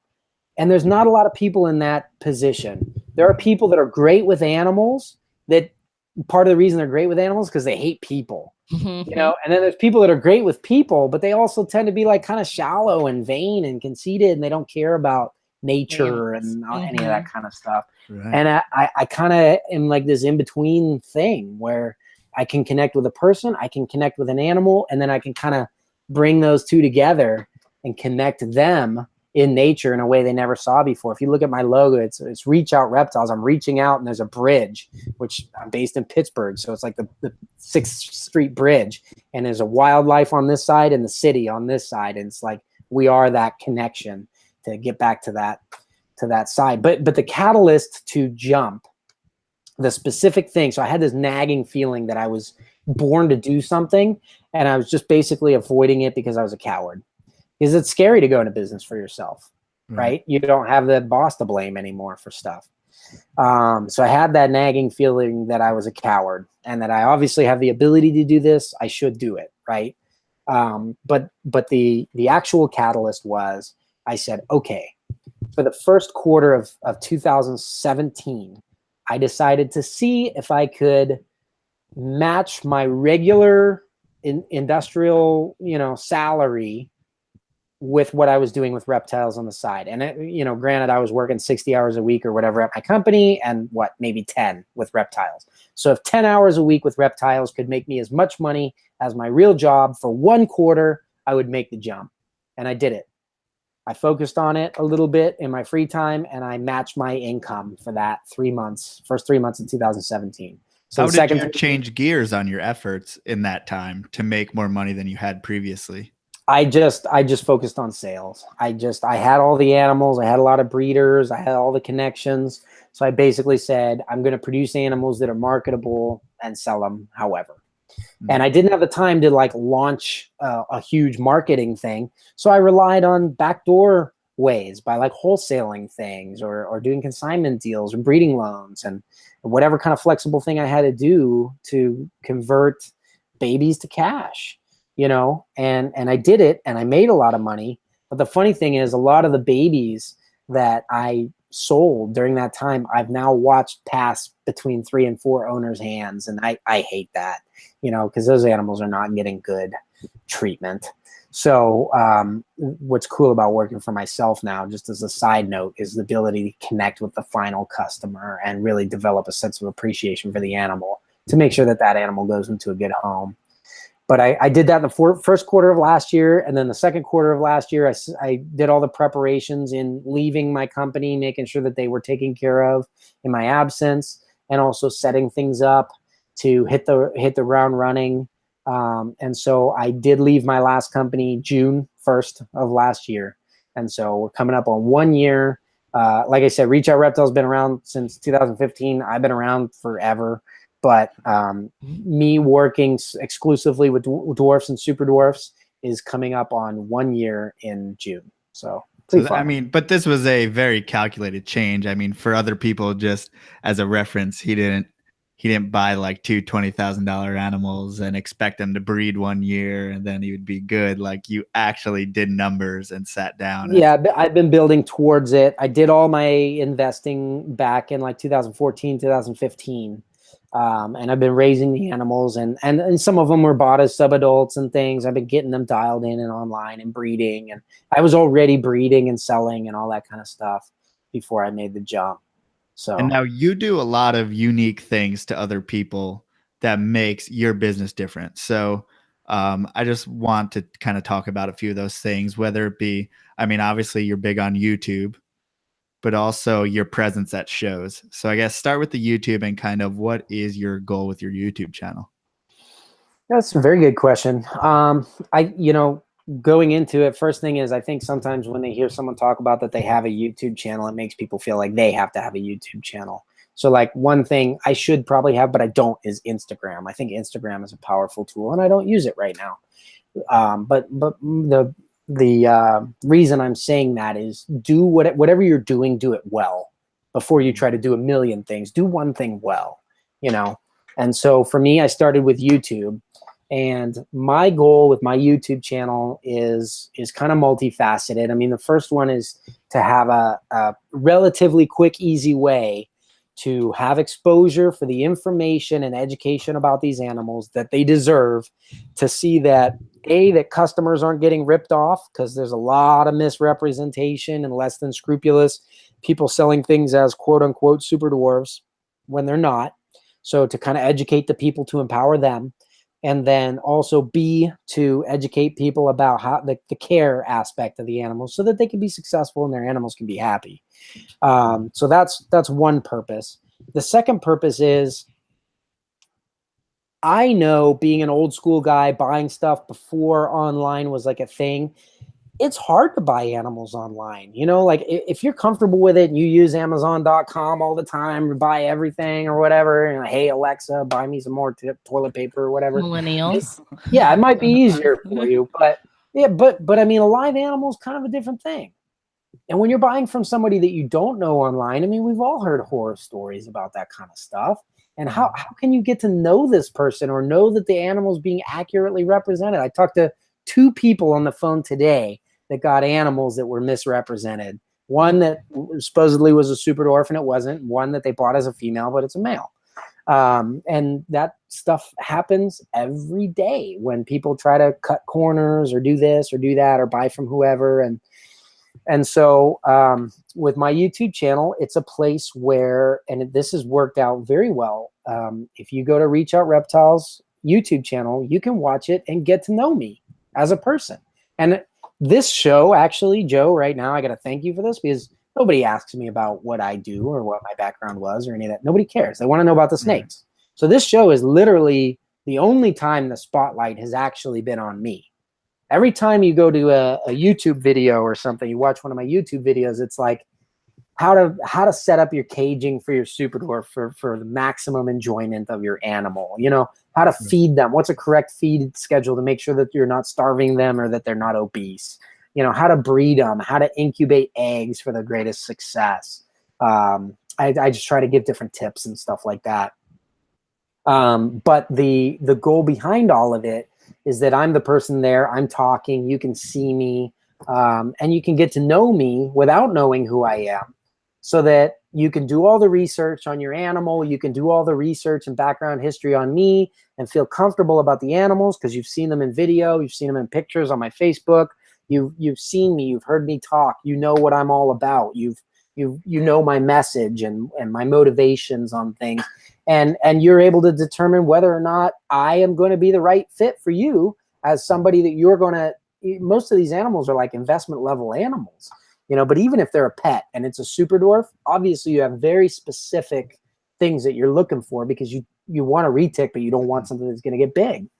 Right. So what a heartbreak it would be to buy a baby animal only to fall in love with it and have it outgrow what you're capable of keeping. So, the idea is this somebody we can trust?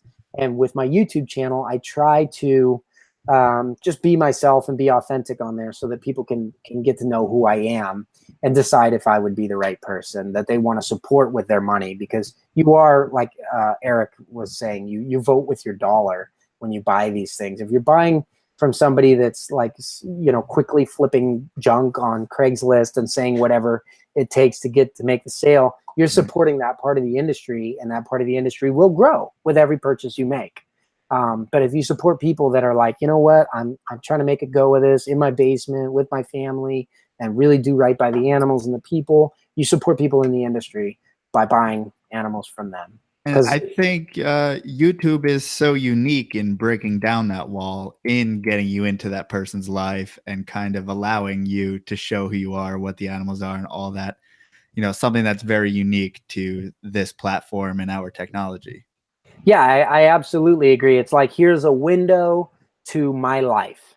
And the scary thing about going on YouTube is it makes you very vulnerable. Like we were talking later, like Brian Barczyk is a great example of a big time reptile YouTuber who is extremely vulnerable on YouTube. And you can like the guy or hate the guy or say what you want about him, but he's really putting himself out there, and that takes guts. That takes guts. It's not an easy thing to do. You have to have high levels of confidence and have something at your core that you know who you are, because people are going to just slam you with stuff and try to tell you who you are. I get all kinds of comments from different people that don't know me about how being irresponsible or, things like that. I mean, my buddy Brian Cusco, I think you guys have had him on before, had somebody tell him that his children should be taken away from him one time. Wow. Because he has a vlog where he includes his family and they disagreed about parenting or whatever. And that's not an easy thing to hear, even if it is from some, the only way to think of it is, this is some moron online or whatever. But that's not easy to do, Yeah, we struggle. I mean, I personally struggle with that as far as people commenting and saying things. And it's also to this point where I always want to value what someone's saying and try to see it from their perspective. And at the same time, filter it, because it's like, I don't want to get too confident and then be like, I'm 20 years behind on my husbandry and stuff that's going in reptiles. And then I don't want to be too vulnerable that I don't put out YouTube videos anymore. So it's like, how the hell do I find that middle ground in there? And if you can find somebody that handles that balance well, let me know who they are, because I want to shake their hand. I mean, that is really, really tough. That is definitely tough. But I think if we don't make ourselves vulnerable and available to the world, then we miss out on the connection. And absolutely. For me, that's what life is all about. It's about connecting with the animals, about connecting with the people, and having those kinds of experiences, Well, Garrett, I want to thank you for connecting with us. That was going to be a good transition. Yeah, mine was going to be one too. Go. I wanted to say it. That's what was giving you the finger signal. Ow, I just pulled my earbuds. She'll hit me. I don't know if you could see, but she hits me sometimes. You can't see. That's why it's a secret thing. I give you the two fingers on your secret no longer. Yeah. You don't know, now you know. What's up?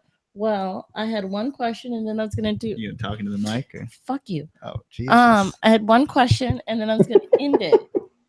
Okay. Well, actually, reverse. But speaking of connecting, like like you started, I feel like in this podcast, probably more than any other one, like we really got to know you, and clearly it affected me in a good way. No, Sorry like in about a really no, in a really good No, it way. was Like amazing. it was a good way. Like Yeah. I haven't, my soul hasn't been affected in a podcast. Yeah, and it's the whole time I was thinking, you know, we started this to learn more about snakes and to, at least for me, to educate myself, because obviously I don't know shit, and like you to just kind of network and stuff. But it's great that even though that's what we started it as, that we can have conversations like this that really like get down to the deep like life shit.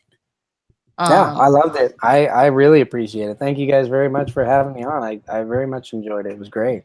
And it's good that we can touch people in that way.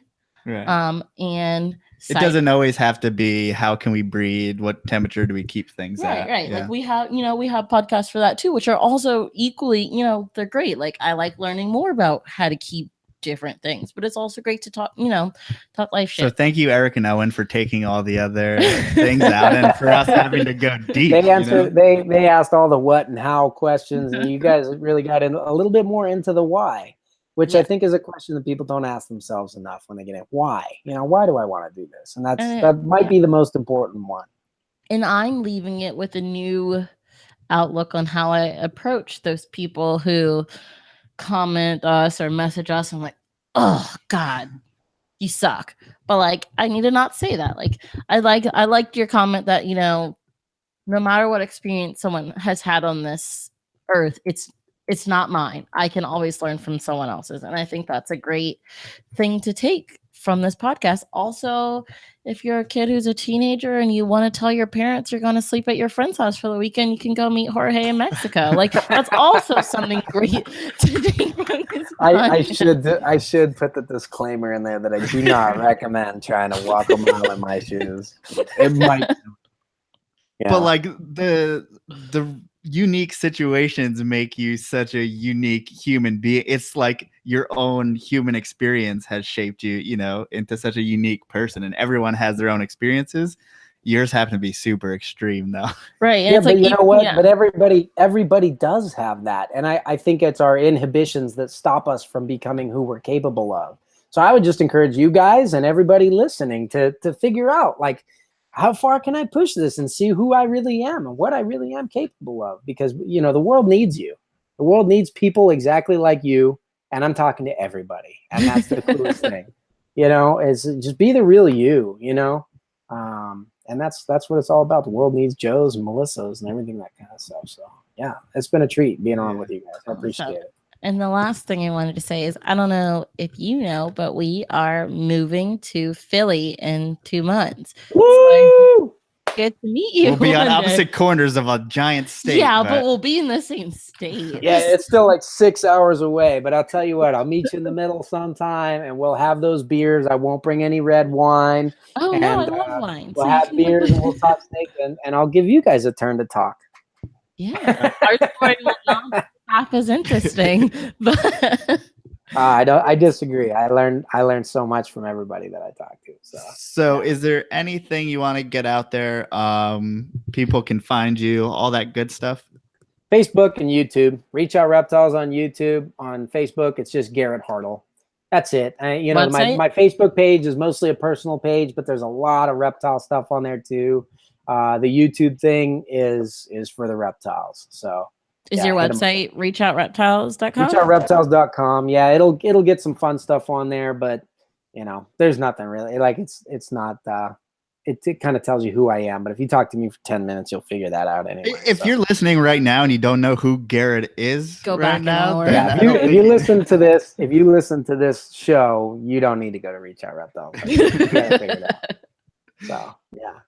Well, great, awesome. Everyone. Thanks for listening. Obviously, you can find us at Port City Pythons on YouTube, Instagram, Facebook. PortCityPythons.com for shirts and Amazon links. And all that good stuff. Theportcitypythons at gmail.com. If you want to drop us a line old school, or you can message us on Instagram. Yeah, I think that's everything. That's it, man. Yeah. Sorry, Thanks, I'm guys. thinking if there's We'll if there's catch you. any events, but we don't have Yeah, now we don't that have Carpet events Fest is anymore. gone. Well, There's we have no the Northeast events Carpet Fest. that we won't be going to, but we should still plug it. June 9th. Oh, there you go. June I'll 9th, be there. I'll be there. You can come June say hi 9th to me. at Eric's house. Northeast Carpet Fest. We are literally so butthurt that we're not going. We're moving a month after that. Not so even. Ah. We're moving like 3 weeks after. We're moving July 1st. Like literally right. Yeah, it sucks. It's Lame. We're all very sad. Well, guys, thank you guys so much but for thank you. listening. Yes, Garrett, thank you for being on. Thank you guys. All right. Oh, touch screen isn't working.